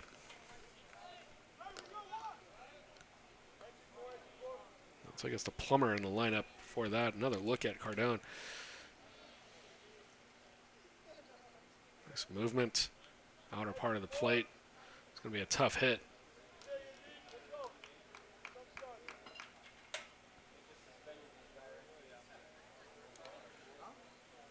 Now for Plummer.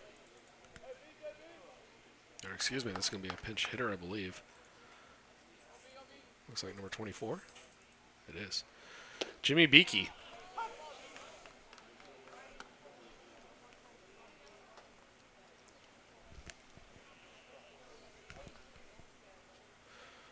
Beakey with 3 RBI and 3 runs. I'll say that's fairly impressive given the average.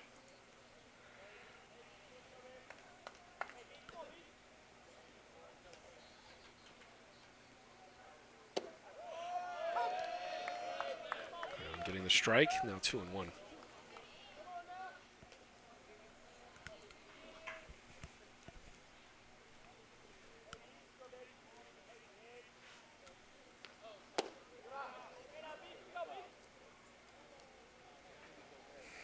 Yeah, Cardone most notable for rocking the stash last year. That was something else when he, amongst other Tiger fashion choices, made some headlines. This one's grounded over to short, and that'll be out number 2 here for the senior on the mound.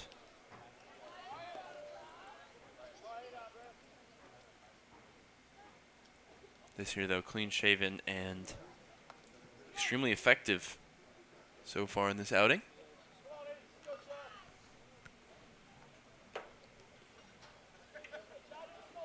As the Tigers go around the horn, and Tachachio steps back in, 1 for 2 on the day with a single and a double play.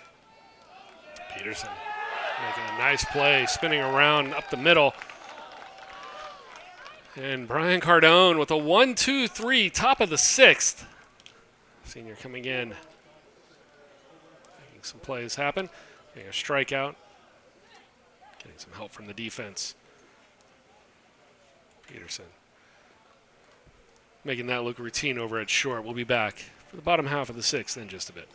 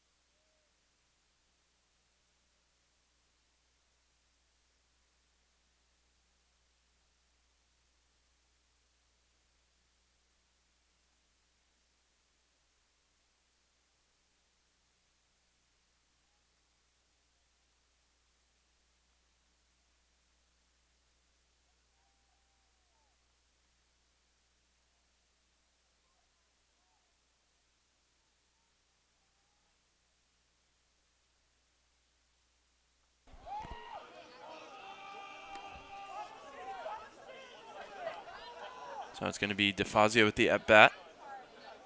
After he came in as a pinch runner a couple innings back for Trinity.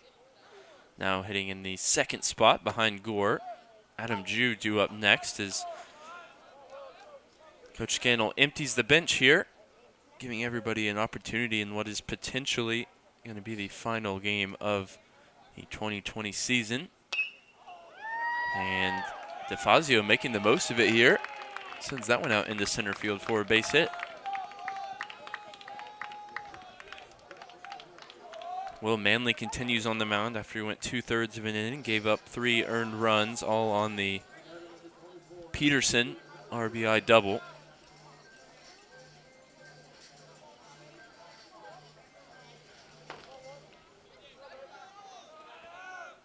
So an at-bat here for Adam Jew, who, again, is usually a pinch runner for Trinity in his career so far.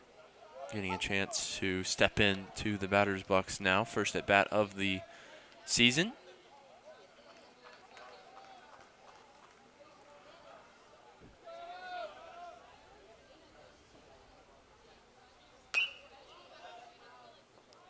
The center fielder pops it up into medium left field. That one's brought in for out number 1. DeFazio retreats. And that brings up Allegretti. First year, getting an opportunity.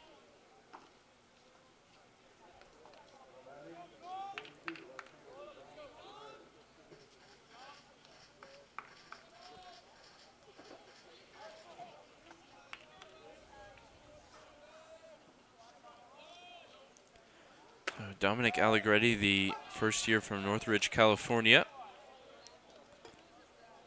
is making his first career at bat here as well. It's a couple of firsts in this inning for Trinity. Given the unique circumstances, unique opportunities for some of these guys coming into the lineup.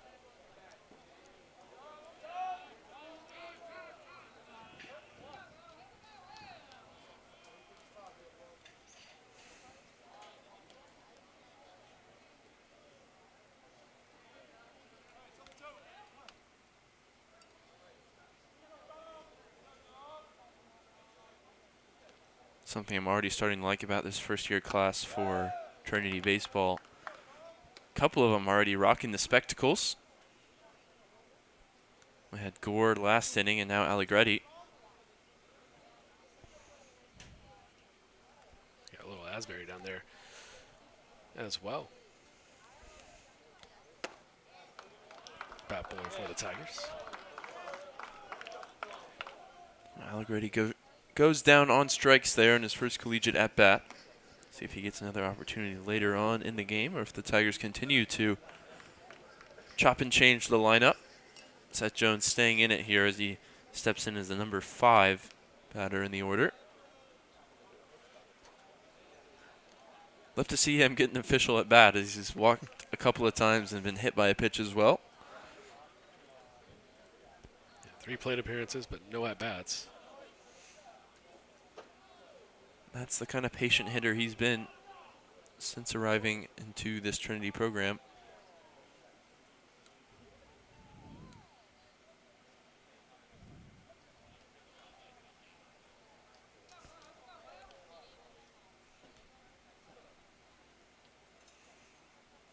Manley the 1-0. Make it 1-1. And Fazio's going to get a stolen base. They did bring him in as the pinch runner. He certainly got the wheels on him. He got going that time comfortably in at second.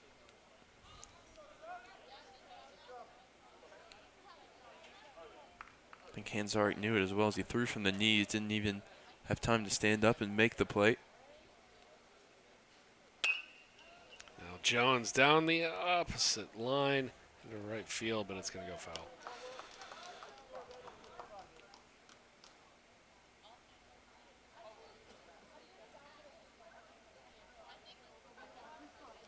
Trying to get that official at bat.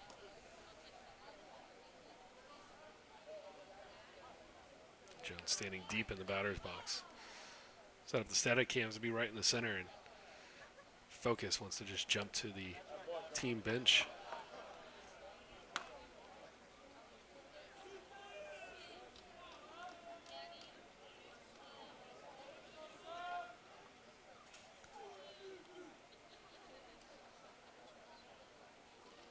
It's 2-2.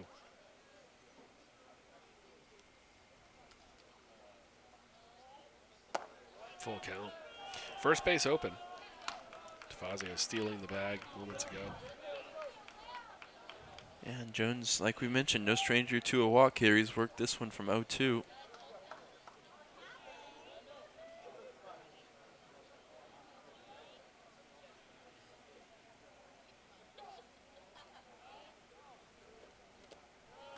And there it is. Still no official at-bats for Seth Jones. He's reached base 4 times out of 4. And It's going to be another new face, Jackson Norman, the right fielder, making his first career appearance for Trinity. So when this day started, none of these guys expected to get a look in, and now they're all getting the opportunity. As it looks like we'll probably see a pitching change here for Manly. That will be the case. So, take a quick break. Looks like it's number 30 coming in for the Bulldogs. J.J. Paul. Catch you up with Paul here when we return in just a few moments.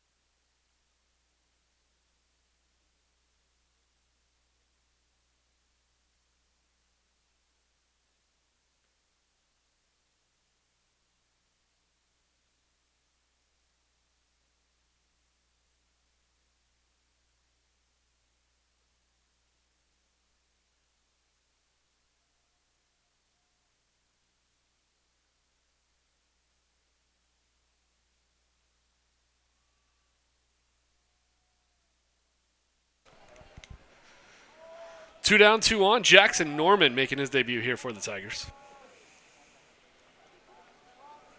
It's J.J. Paul, lefty with an impressive 7-2 K to walk ratio. A less impressive sense of fashion, matching the black shoes with the navy blue pants, but then he's got the navy gloves, so clearly was giving it an effort.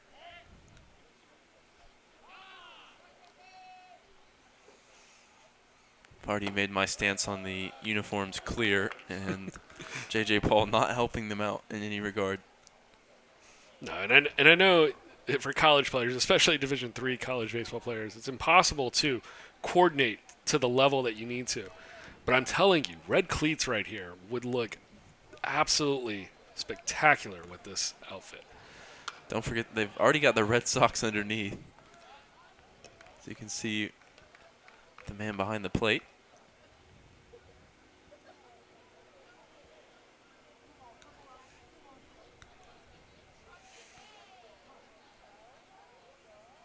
And Norman looking for a pitch he likes here on the 2-1 count. Called for a strike. It'll be 2-2.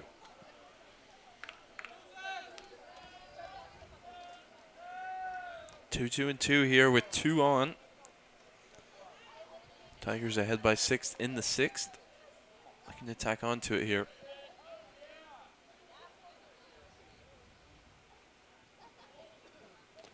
It'll be down in the dirt. Runners stay put.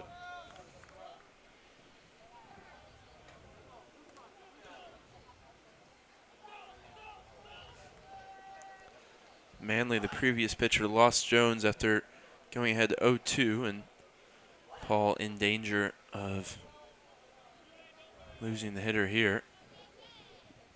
As the payoff pitch is on its way to Jackson Norman. And he gets the job done. So the Tiger first year debutee unable to come through with a couple on base. And that sends us to the 7th inning. Tigers ahead 9-3. You're watching the Tiger Network.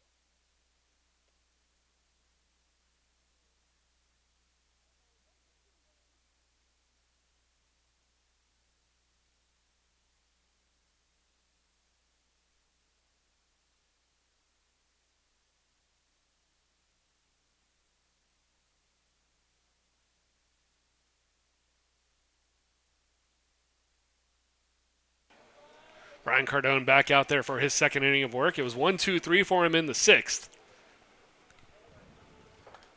And we'll take just a slight break. I think something broke off of the umpire's mask here as well.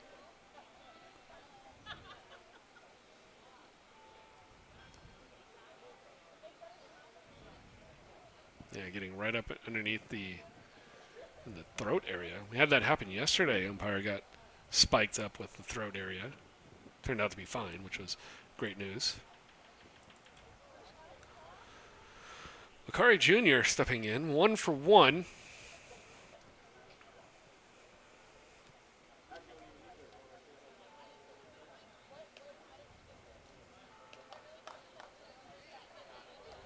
Single back in the 5th, over towards the second base side.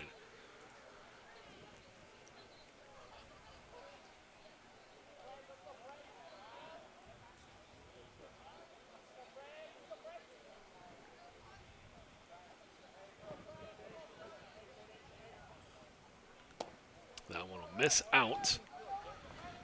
Cardone falls behind 2-0.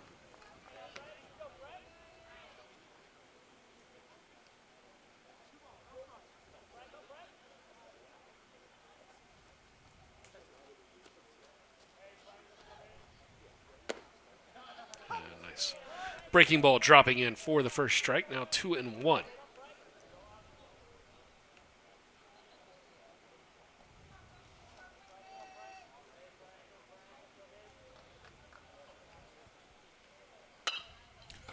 Back up the middle.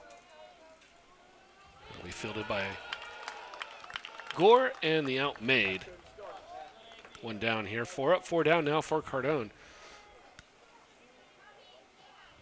Really good drop on that one, reducing the ground ball. It had really good drop on the one that popped up on the umpire as well. Too much on that one, but this one much more controlled. And getting it done for Trinity here, up 6. Cody Mish got a single on his first at-bat, then drew a walk, flew out to center, back in the 5th. Came around, scored first run of the day for DeSales. And he takes in for a strike.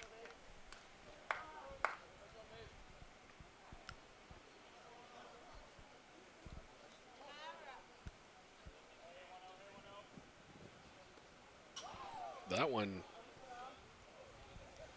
behind Mish, just getting out of the way of it. I thought at first it might have caught him on the back pocket, but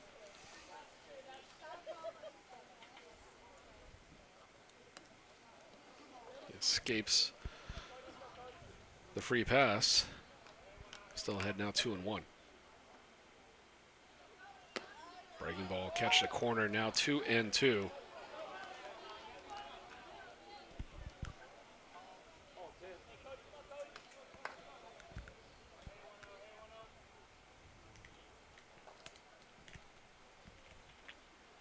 Cardone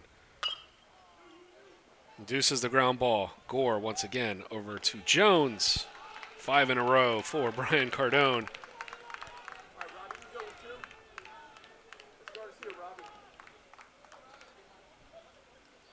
And another induced ground ball.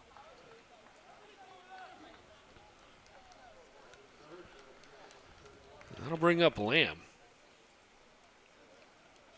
And the one thing with Cardone, we miss the mustache. We don't miss some of the inefficiencies of last season as he puts in a flawless performance here. And he's going to be replaced as he gets a standing ovation for his performance, not just today, but over his time on campus. Played infield and on the mound as well for Trinity as he departs in this one for yet another player donning a different number. We'll catch you back up with all the details here in just a bit.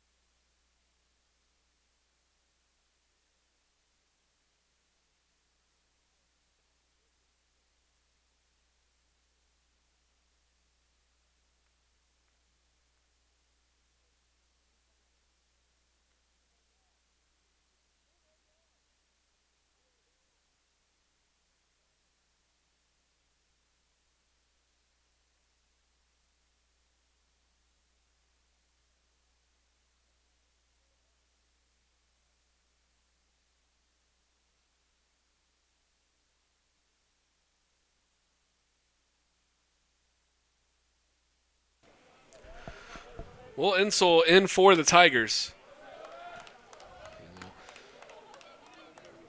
First pitch ball to Robbie Lamb. Insole, the senior out of Houston. And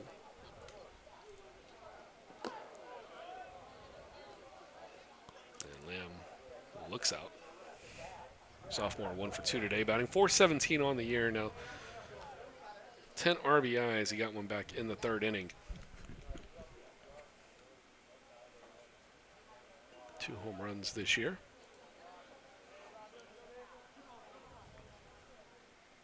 Insole with his second appearance for the Tigers.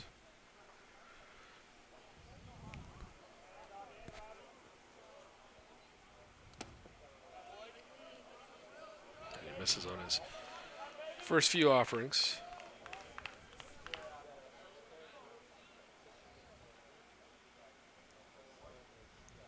Yeah, and Will Insole, another guy getting a rare opportunity here after he only has the one appearance, 1 inning pitched, 1 strikeout. It's a career K per 9 of 9.0.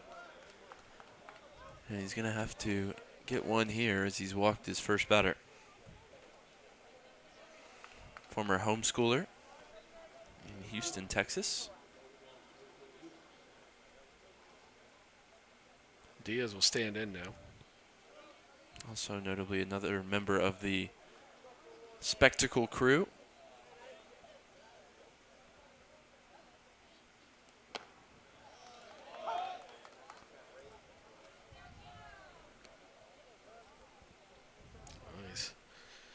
not completely Wild Thing.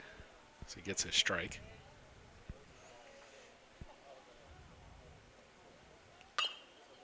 That one chopped over. And Jones is going to try to pick it backhanded, but unable to do so, and then decides to go hang out with DeFazio over at third for a bit. Yeah, it was a little bit of a weird one, as Jones made his play early. Maybe could have left it for Gore. Either way, it results in the runner on first and second now. I think looking at it again, it looked like Jones may have been trying to think double play. If he could pick it and then throw it over to second. Don't know if he had time there, but I can at least understand if that's what his initial reaction was going to be, as Michael White takes for ball one.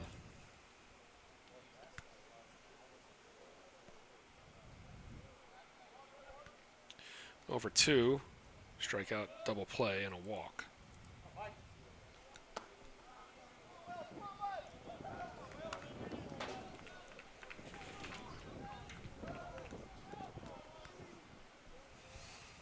Now 2-0, 2 on, 2 down. Cardone. 5 up, 5 down. A walk and an error here for Insel. He's going to get the strike, 2-1.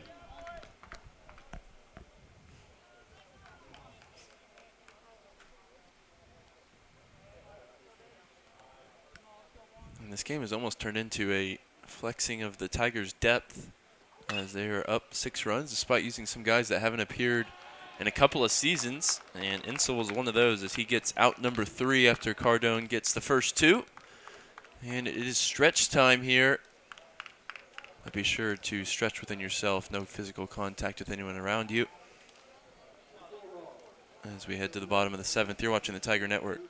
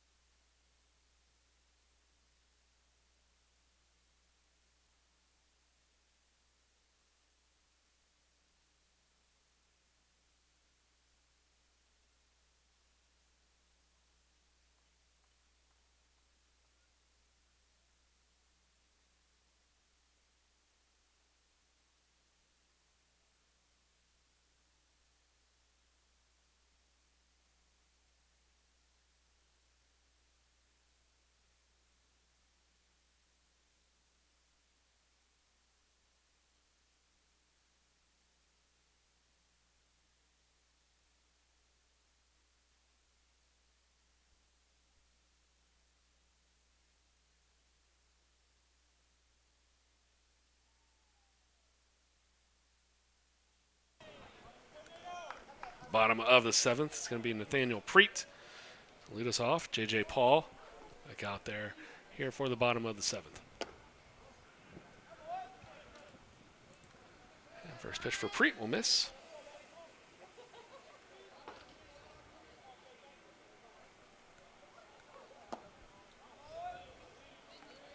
Now 2-0.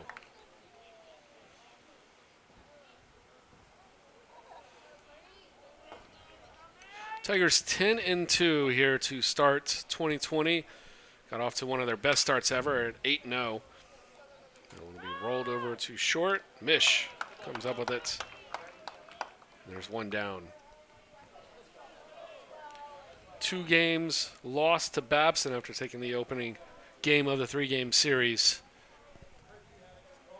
Then 2 wins over New Jersey City on Monday and Tuesday. Yesterday's a dramatic walk-off from Jack Wisniewski. You know what, Josh? I have a proposition. What I you got? think we take the top 8 teams in the nation by poll, and we play the College World Series this weekend. I mean, We're in. not going to argue. 2 for 3 for Scott Peterson. He'd like to get a chance to play in a couple more games. All he's really ever done is come up, drive in runs, get base hits for the Tigers. 12 for 20 in his career. Slap that one through the middle, and it's not going to be a base hit. Not unless Justin Parker gets real generous with the scoring, as Mish likely has the 4th error of the game.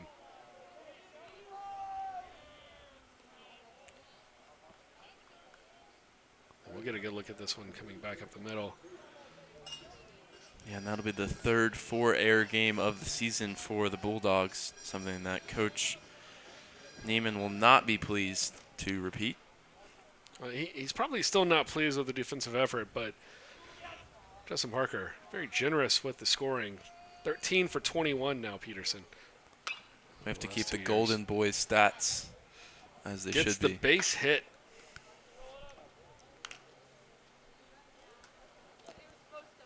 You could make an argument that was into the middle. That's a tough play for Mish, but I think if you ask him, he'd tell you that's a play he should have had. Davidson. If you ask Sam McWhirter or myself, we support the Scott Peterson single. Austin Davidson 1 for 2. He drew a walk, struck out looking, and then had an RBI double.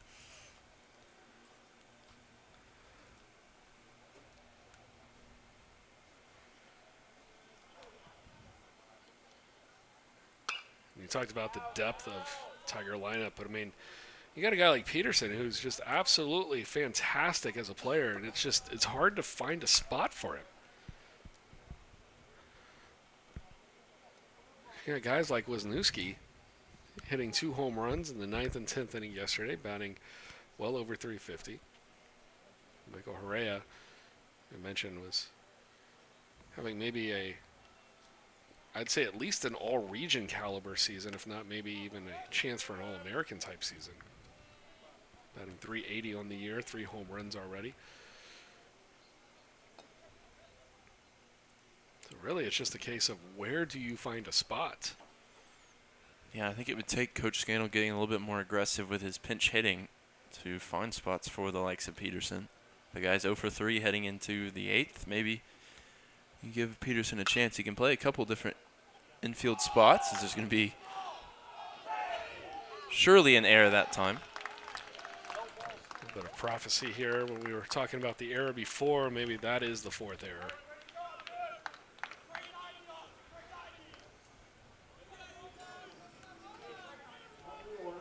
That's one you got to have. For DiCiaccio. It does go down as an error.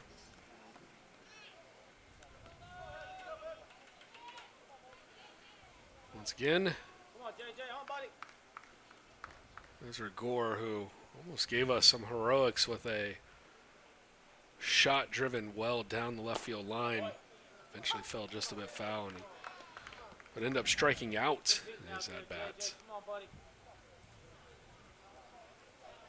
1 for 5 on the year. But he absolutely sent a laser into the pool.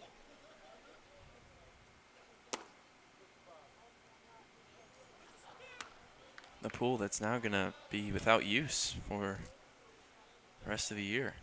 Didn't even get to open. Yeah, pool scheduled to open after spring break. We won't get that far.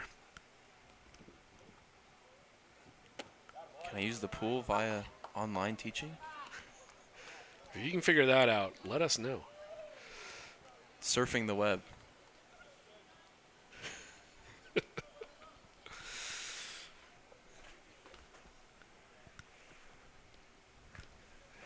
Paul's pitch will get away from Hanzarek. Runners will advance into scoring position with 1 down. Already a 9-3 game for the Tigers.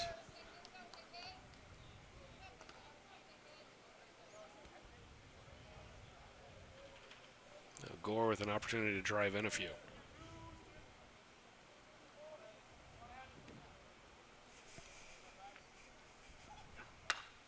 That one laced into right field.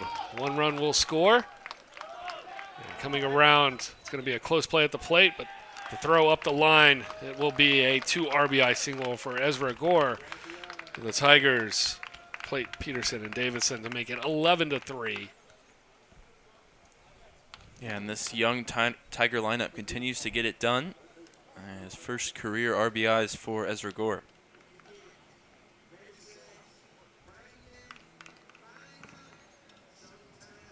You see Davidson. Not going to make it an easy night's work for equipment manager Quinn Patterson with the head first slide. Yeah, like Meredith before him earlier on in the game. Bring up to Fazio. Quinn's going to get an extra couple of months off. He can earn it.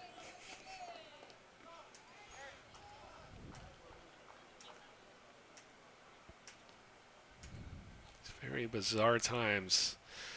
I'm sure the mood and feel around campus is going to get a little bit more bizarre as well.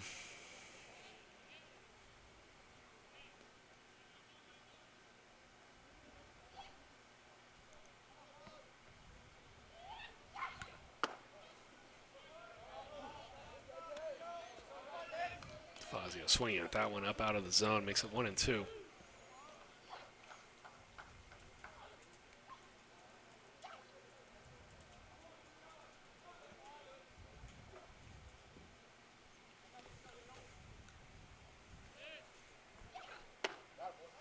Outside, but called a ball.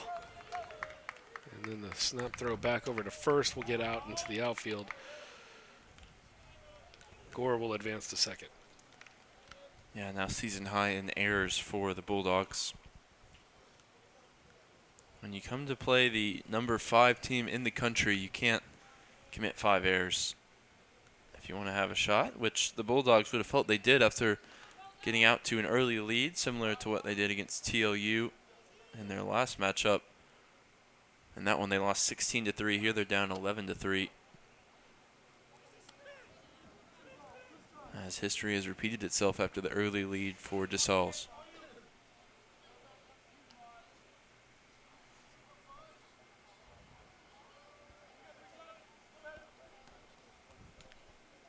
It's going to be a full count now for DeFazio.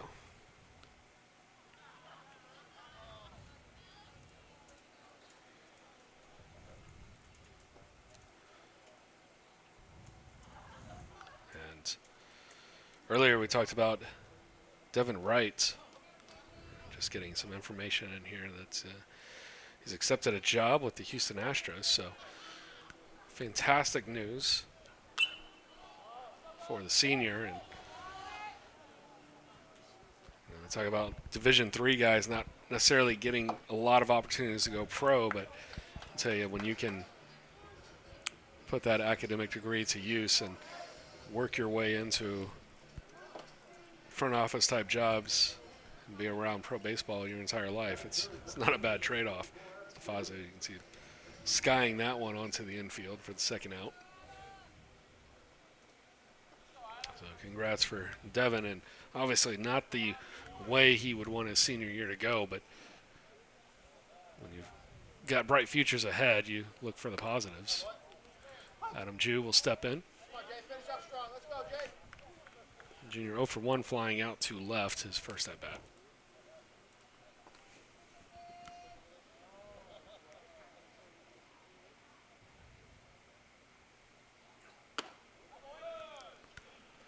That one missing high, now 1-1.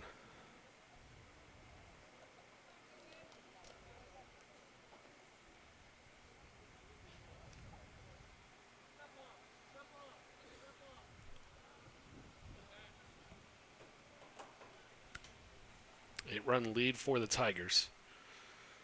DeSales opened the scoring early on with a run in the first, and the Tigers, after a couple of errors, scratched across 4. They've held the lead ever since. DeSales made it 4-3 after 4.5, but Trinity able to plate 5 in the 5th. They've added 2 more here already in the 7th. Have a runner on second in scoring position if Jew's able to get a base hit. Missing outside, now 2-2.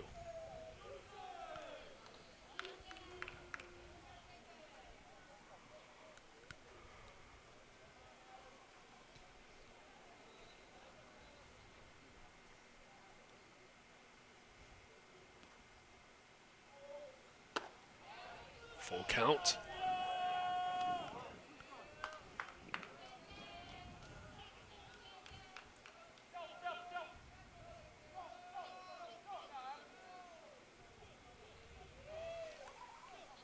J.J. Paul looking in, trying to get out of the 7th. Jew looking to keep it going for Trinity. The 3-2. On the ground, Paul will field it. Toss over to first. Diaz puts it away. And that is it for 7 innings. Trinity adds 2 more, and they take the lead 11-3 as we head to the top of the 8th.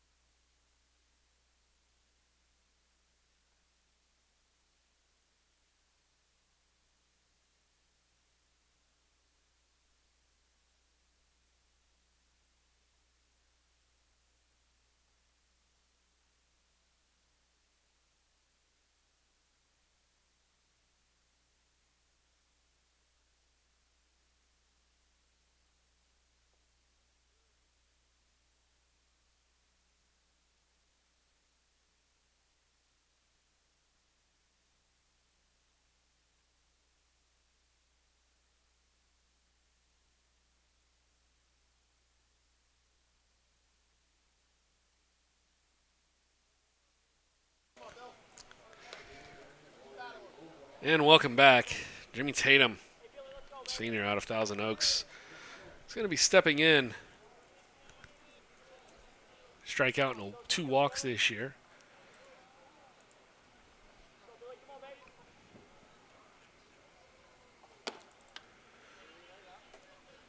First batter he's going to face be Billy Scanlon out of Westminster, Maryland. Scanlon looking to get his season going.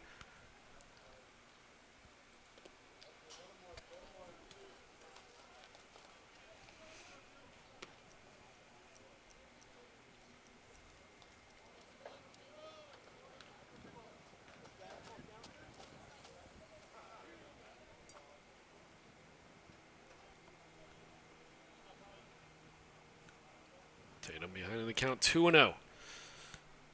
Looks in. And make it 3-0. Yeah, and Tatum nominated by me for the best baseball hair on the Tiger team. Beautiful flow out of the back of the hat. Seth Jones takes exception, but just like the curling action that Tatum gets. I was going to say, as a pitcher, Tatum can't go much longer. He would have that whipping around into his face on every delivery. Jones can get away with it over there at first.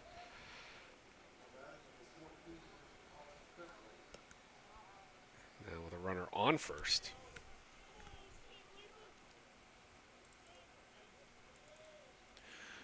DeSales will send up Colin Tremblay. Freshman out of Forks River, batting .069, but 3 RBI and 3 runs scored. Yeah, and that's been a theme throughout the DeSales stat sheet. Guys a little bit low on the average to start the year, but have been producing runs-wise. Figuring out a way to make it happen. Particularly in that doubleheader against Shriner, in which they were able to grab 2 of their 4 wins this season.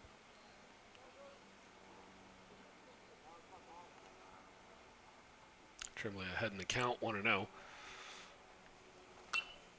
Fouls it off. It's now 1-1.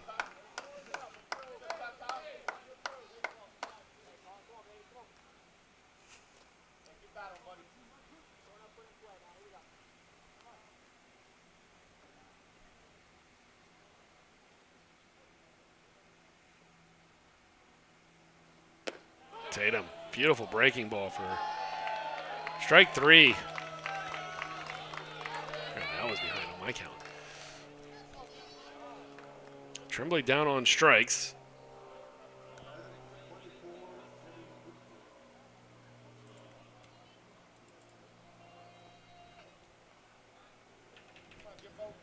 I'll bring up Jimmy Beakey.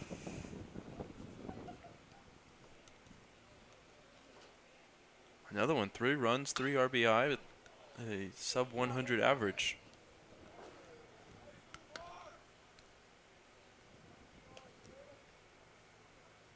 Figuring out how to get it done.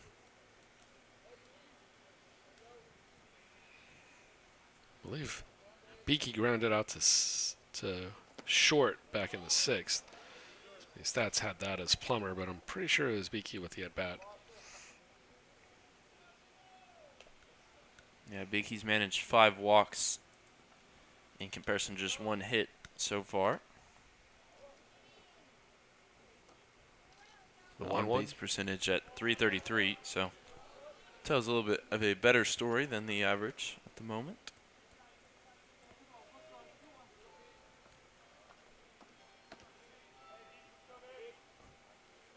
Well, especially at the college level, it's just a matter of getting runners on, making things happen. We've already seen in this game. Yeah, as far back as the 7 first inning. errors. Yeah. 7 errors combined, 5 by the Bulldogs, 2 by the Tigers. And 2 of those errors for DeSales crucial in allowing Trinity to get the lead, which they have not relinquished. Someone shot to third base, and shot comes across the diamond for out number 2 for Tatum. Nice field and throw by DeFazio.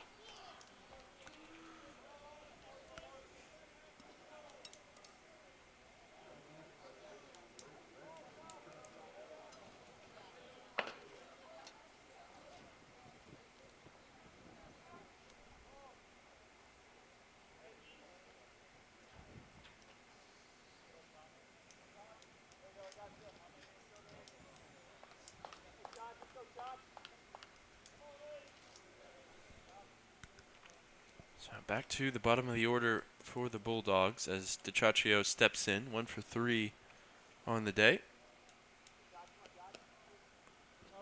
Got a single back in the 5th, came around and scored. That was the last tally for the Bulldogs after runs in the 1st and 3rd.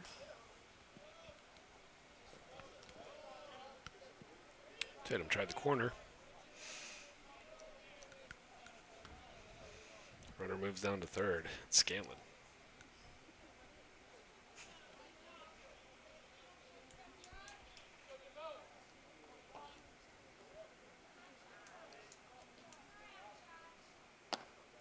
Now 2-0.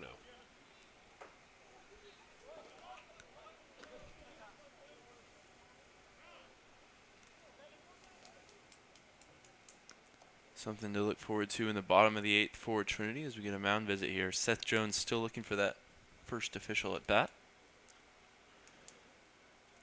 Currently reached on 3 walks and a hit batter. First baseman now involved in a discussion in the infield here as Tatum Gets to talking to himself.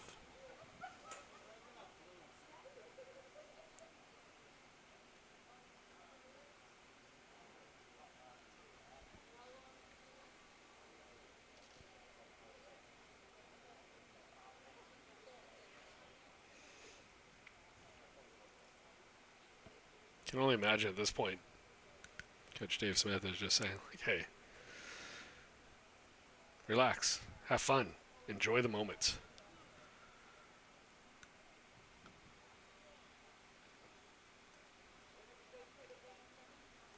Team has had a lot of confidence in Tatum after moving him over as an infielder last year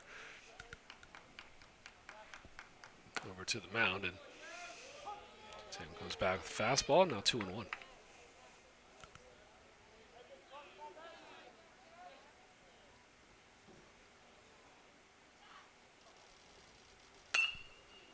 That one up the middle, the run will score, and it's a base hit for DiCiaccio.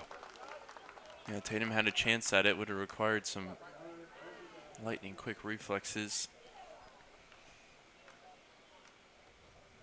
Another look at it. Nice job by DiCiaccio, bringing the hands, dropping them down on the interior. Just letting the bat do the work. That one up the middle into center.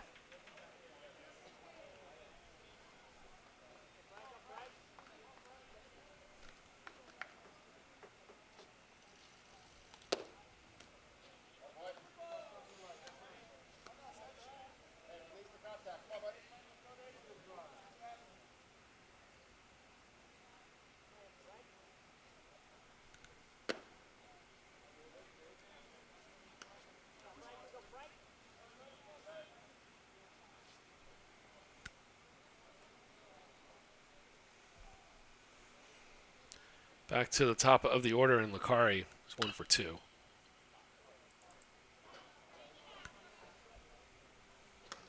Had a single in his first at bat, came in back in the 5th. And grounded out to second.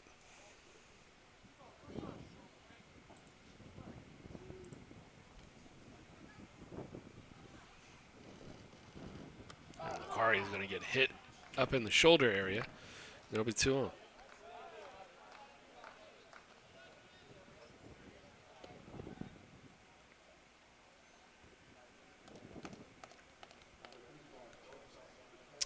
So 2 aboard.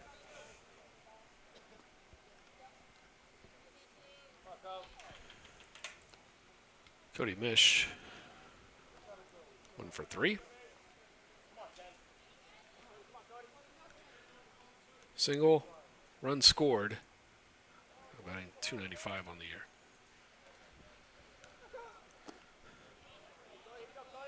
And Tatum, so he's just overthrowing a bit. That one missing, so it'll be 1-0.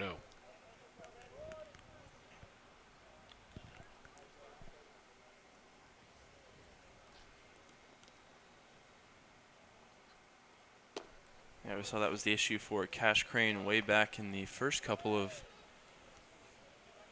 innings of this one. He was able to straighten it out for a bit before it eventually came out of the game, as a number of Tigers seniors got their curtain call on the mound. Tatum, just a junior, has come in to try and, I think, see us through the end of this game. He's got 2 outs in the 8th, a couple of runners to deal with, and a 2-1 count now.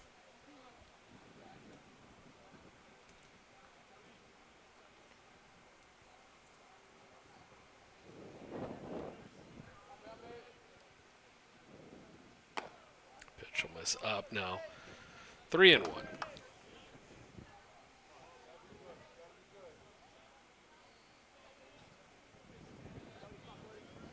Looks like the Pelicans-Kings game out in Sacramento has been postponed, as everybody was already there at the stadium and players are already warming up. Just very bizarre situations. And I don't know how else to describe. It's you've got everybody already there. Making the announcements postponed, and you've got games happening in Division I. They're going to be played in front of empty gyms. Mish will draw the walk. The bases are loaded.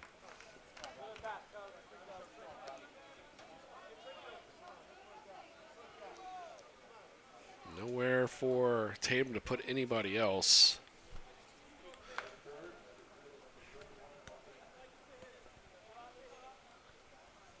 And Robbie Lamb has already got an RBI today. 2 walks, also struck out, 1 for 2, batting .417.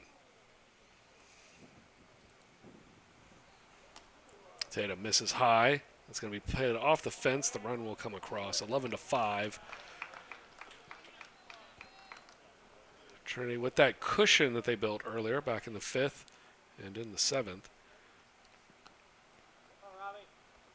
Yeah, and it's an interesting dynamic for both teams where it's a game that is both somehow meaningful because it is potentially the final game of the season and for some, final game of the career, and at the same time meaningless as the season won't have a proper conclusion.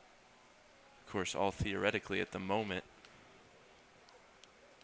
All we know in terms of Tiger baseball is that it won't continue after the 23rd, when we were scheduled to host the University of Chicago. That one won't happen, and nothing after that either.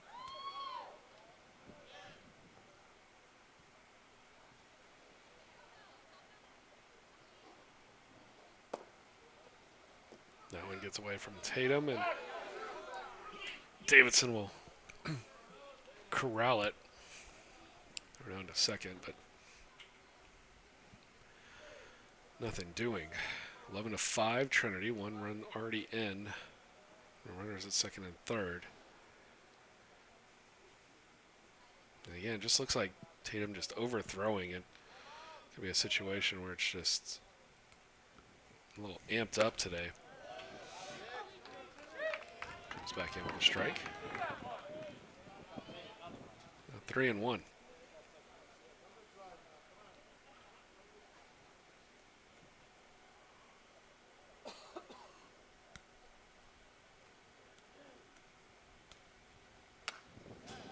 Fouled off.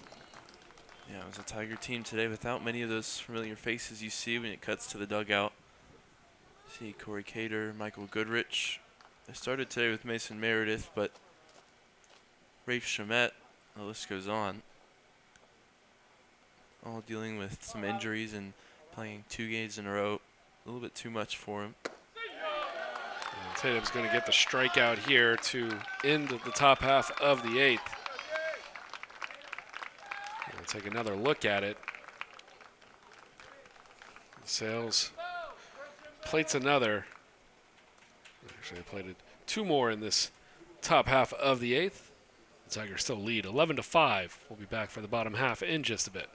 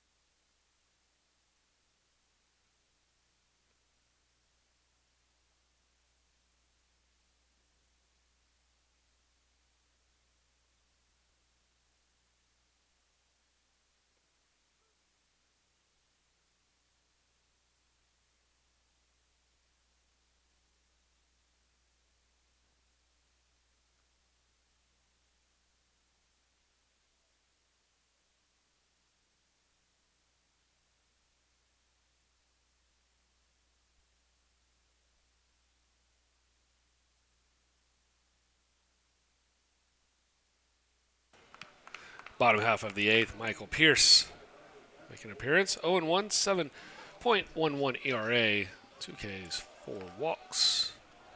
Whip just above 2. And he stands in. First batter he will face, Dominic Allegretti.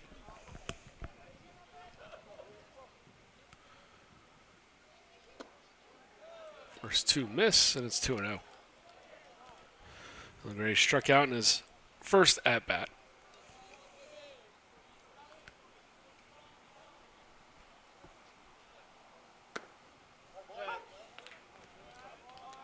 Pierce gets the strike.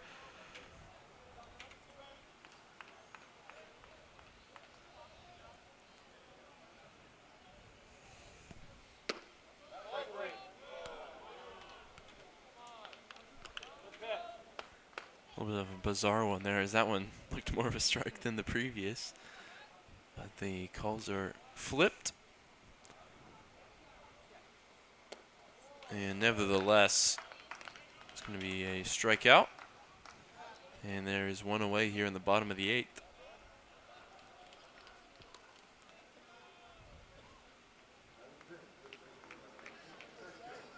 Michael Pierce gets his 3rd strikeout of the season.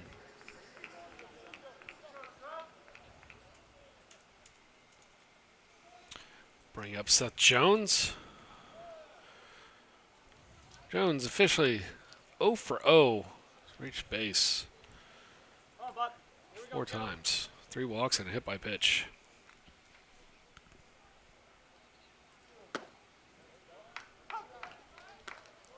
Last chance to get off the mark here for the Tigers senior. Assuming nothing funny goes on in the top of the 9th.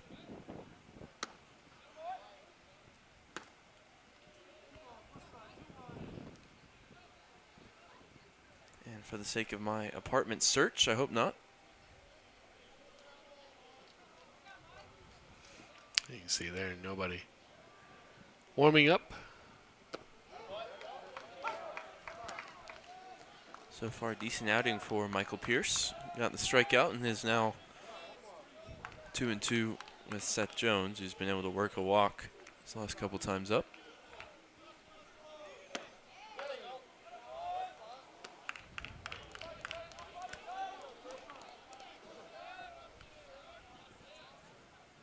So he gets the encouragement from Metz in the Tiger dugout. And the payoff pitch. He swings and sends foul.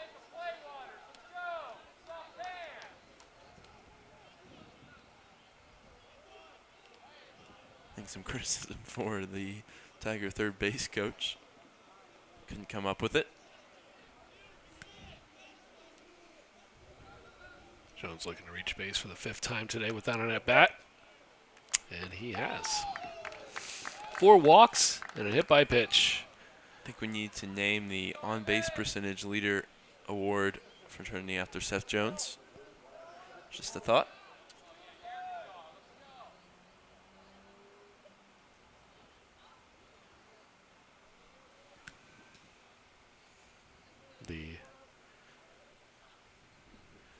That award, would you have it as, you wouldn't use a bat, obviously. So would it just be like a pair of shoes, maybe like a pair of loafers, just casual? I prefer the trophy with the guy walking. Just clearly not running. Just a casual stroll. But walk.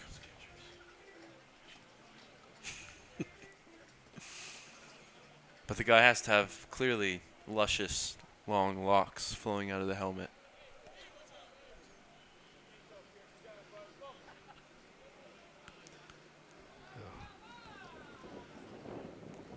Pierce and his teammates depart. And my nomination for Best Tiger Walk-Up Music as the Imperial March comes on for Jackson Norman. Must be a Star Wars fan, first-year outfielder. Norman 0 for 1, strikeout. Gotta get the end-of-season award in now. If you have any nominations, Josh, speak now or forever hold your peace. Last year we had obviously the fashion award given out to Matt Thomas. I don't know how anybody can forget. Anything's on the table.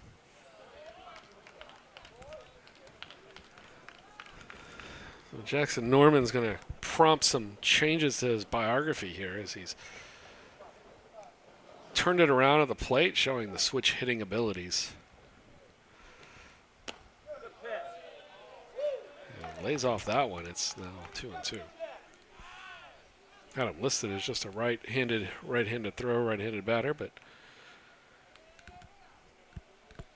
unless I've absolutely lost my mind today, he's batting left-handed right now. There is a possibility that I have. And Norman will be down on strikes for the second out of the inning. Yeah, my couple of years of calling Tiger baseball, that's the first switch hitter I think I've seen. Not the most common thing at this level. It's been a while. Nice pitch from Pierce. Nathaniel Preet stepping back in for the third time today. Drew a walk, grounded out. 0-for-1.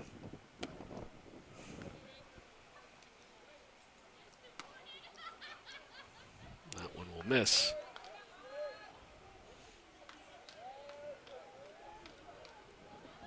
(11-5) Tigers on top.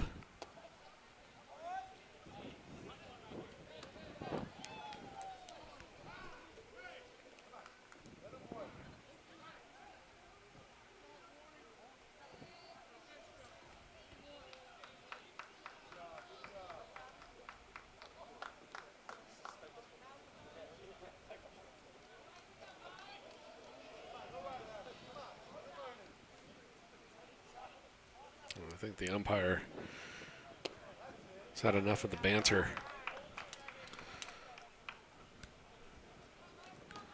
In this type of game, the banter is all you have, Josh.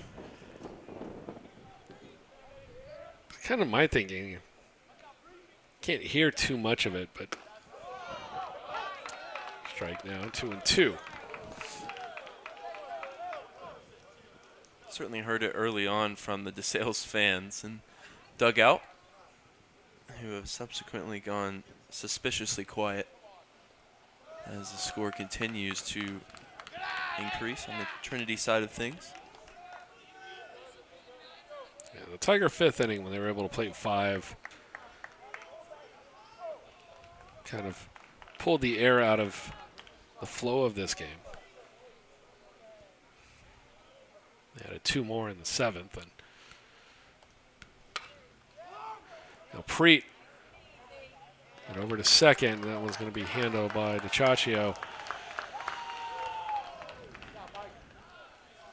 And that will do it for us in the bottom of the 8th. Final frame for DeSales when we return in the 9th. They need 6 to keep it going. We'll be back.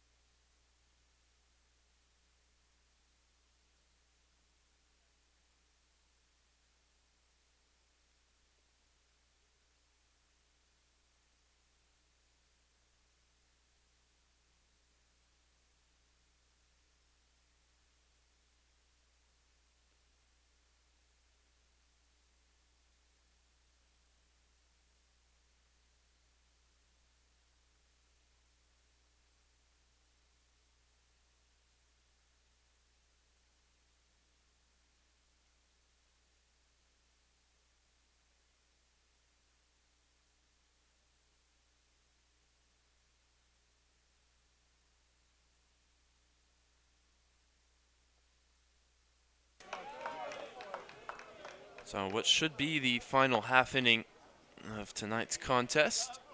Sergio Diaz digs in for DeSales, trailing by 6 runs here in the 9th. And Tatum continues his inconsistency on the mound. Got a fantastic swinging strike 3 to in the top half of the 8th.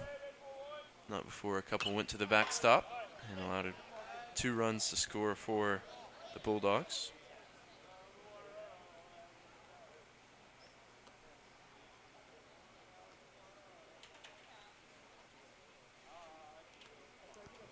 Sergio Diaz, single and a walk. It's also popped up and reached on an error.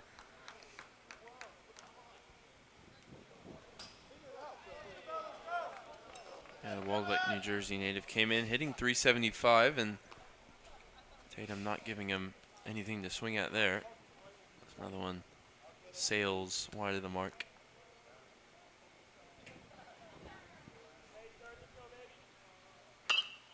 That one in the zone. Diaz will put it over for Peterson. He'll make the out with Seth Jones over at first.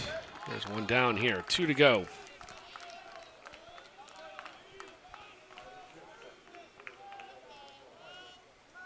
And just to reiterate, we just have no absolute confirmation. We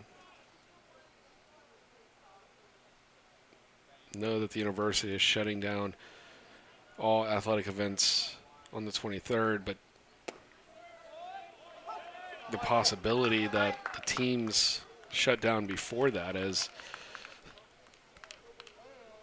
there is a lot of things that the students will have to do before we reach that point. And so then it becomes a matter of what is the best move in the interest of the students going forward. And so there is the possibility that this is the final game of the season for the Tigers. As Michael White steps in for the Bulldogs. He's 0 for 3. Struck out, hitting a double play. He walked.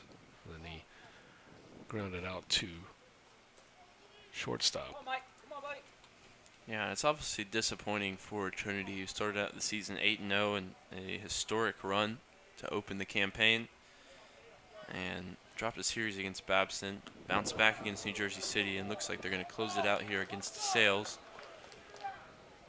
It's disappointing not only from a fan perspective, a parent perspective, a player perspective, coach perspective, our perspective here in the booth, but it is the right decision as far as we can see at this moment in terms of player safety, everyone's health involved, and not allowing this to become something that is extremely dangerous. I know you had mentioned Dr. Jacob Tingle earlier.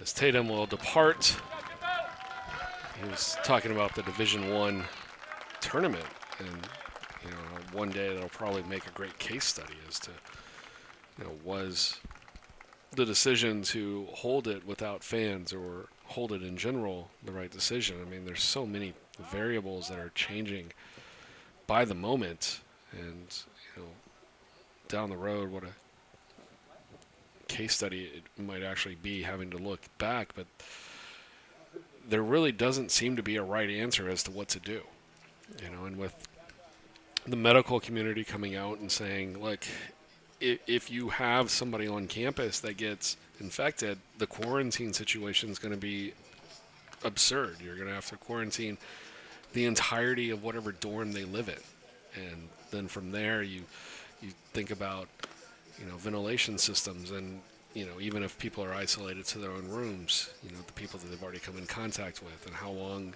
of a quarantine do you have to deal with? And then the medical community on its own, not really prepared for the worst at this point, and just such a strange situation. And you see a lot of things happening in Europe that are falling apart every day, and things over back in Asia look like they might be improving, but elsewhere it's just not the same story. So it really is tough. I know administrators, are looking at it and they've got the same feelings. It's not what everybody wants, but trying to come up with what is ultimately, the best situation going forward, and that's where not only Trinity University, but I think so many other universities that have already made this decision, and I think, as we'll see, probably a few more making the decision here in the coming days. Carter Frank is going to be our pitcher here with one down in the ninth. And Frank comes in, 3.86 ERA, the senior with this. There's got to be something wrong with our appearances number. That never seems right. 3 Ks, 4 walks on the year for Frank. Yeah, just 3 appearances, 2 1/3 innings for the 6'2" senior out of Missouri City, Texas. The runner goes, and he's going to make it in under the tag. Nice job by White. Advance to base. Hunter Spalt is your batter from Stewartstown, PA. Loyola Bakerfield. Yeah, and this is a great throw from Davison. Has to go recover. His throw is on the money. And Gore just too late to apply the tag. It was a close call.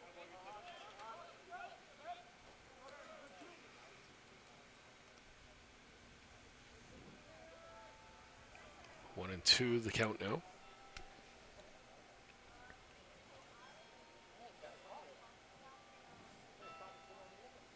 And Frank tries to elevate the fastball. Spalt does a good job of laying off. Hunter Spalt, a dual sport athlete in high school, played soccer as well at Loyola Bakersfield. You don't really see a lot of soccer-baseball combinations, especially, from the Texas perspective.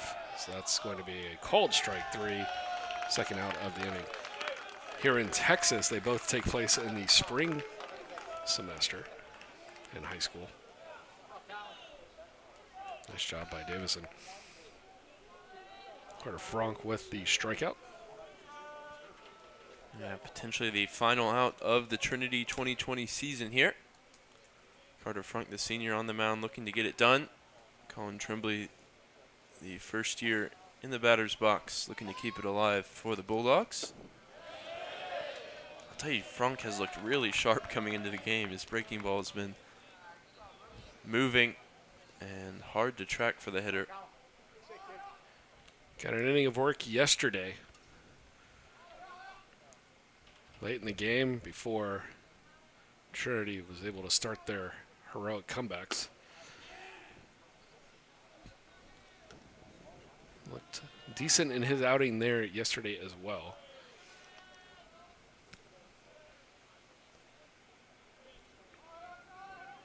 Maybe got a strikeout and gave up a hit. Strikeout here to the batter he's faced. And that one fouled off. It'll be 1-2.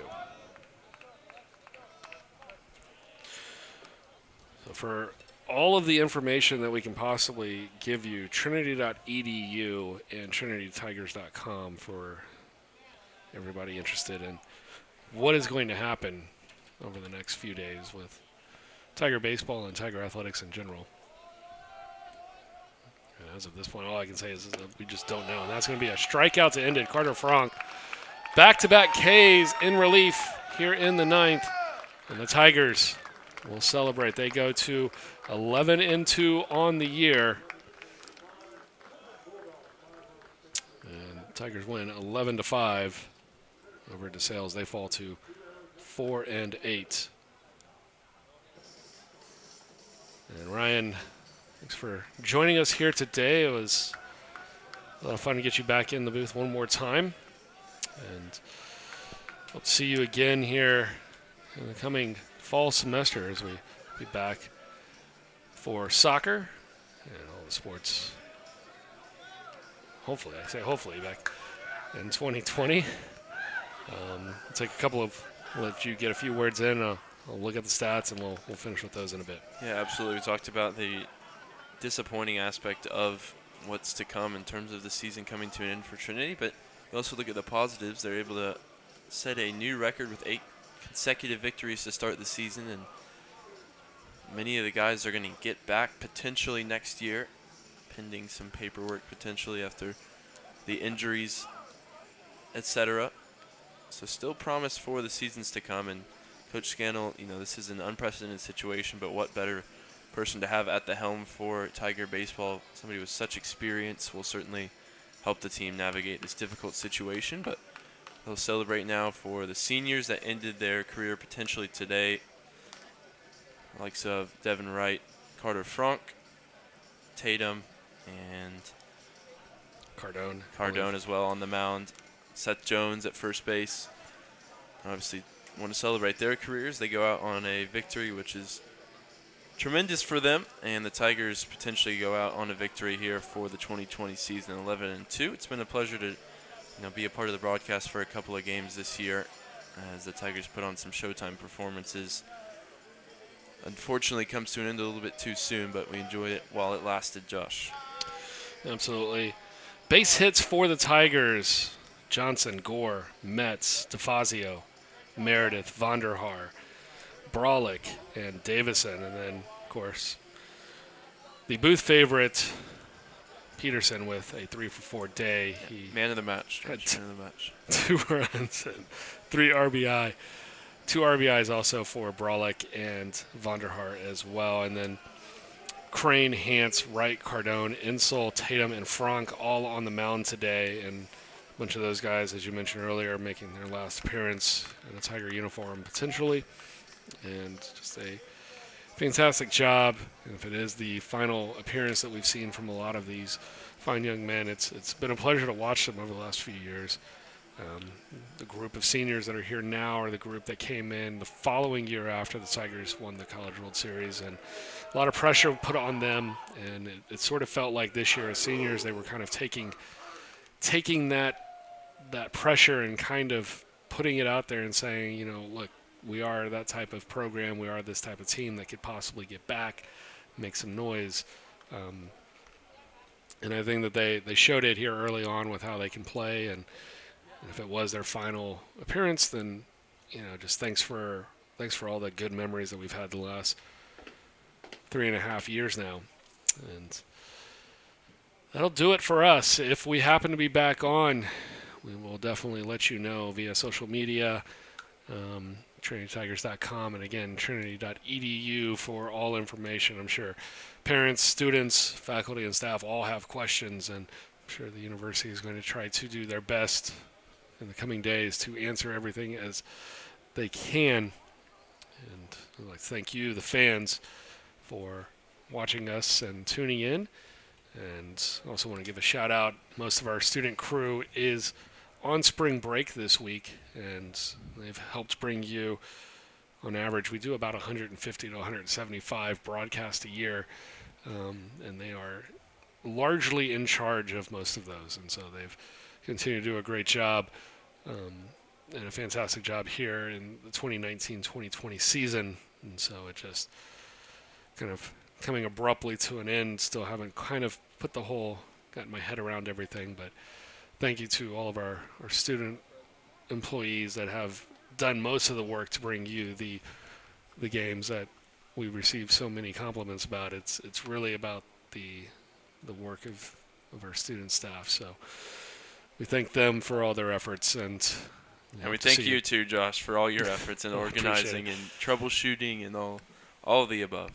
And so for Ryan and Garrett here running the control room for us today, I thank you for tuning in for us, even watching Tiger Network and Trinity defeating DeSales by a score of 11-5. And have a great night.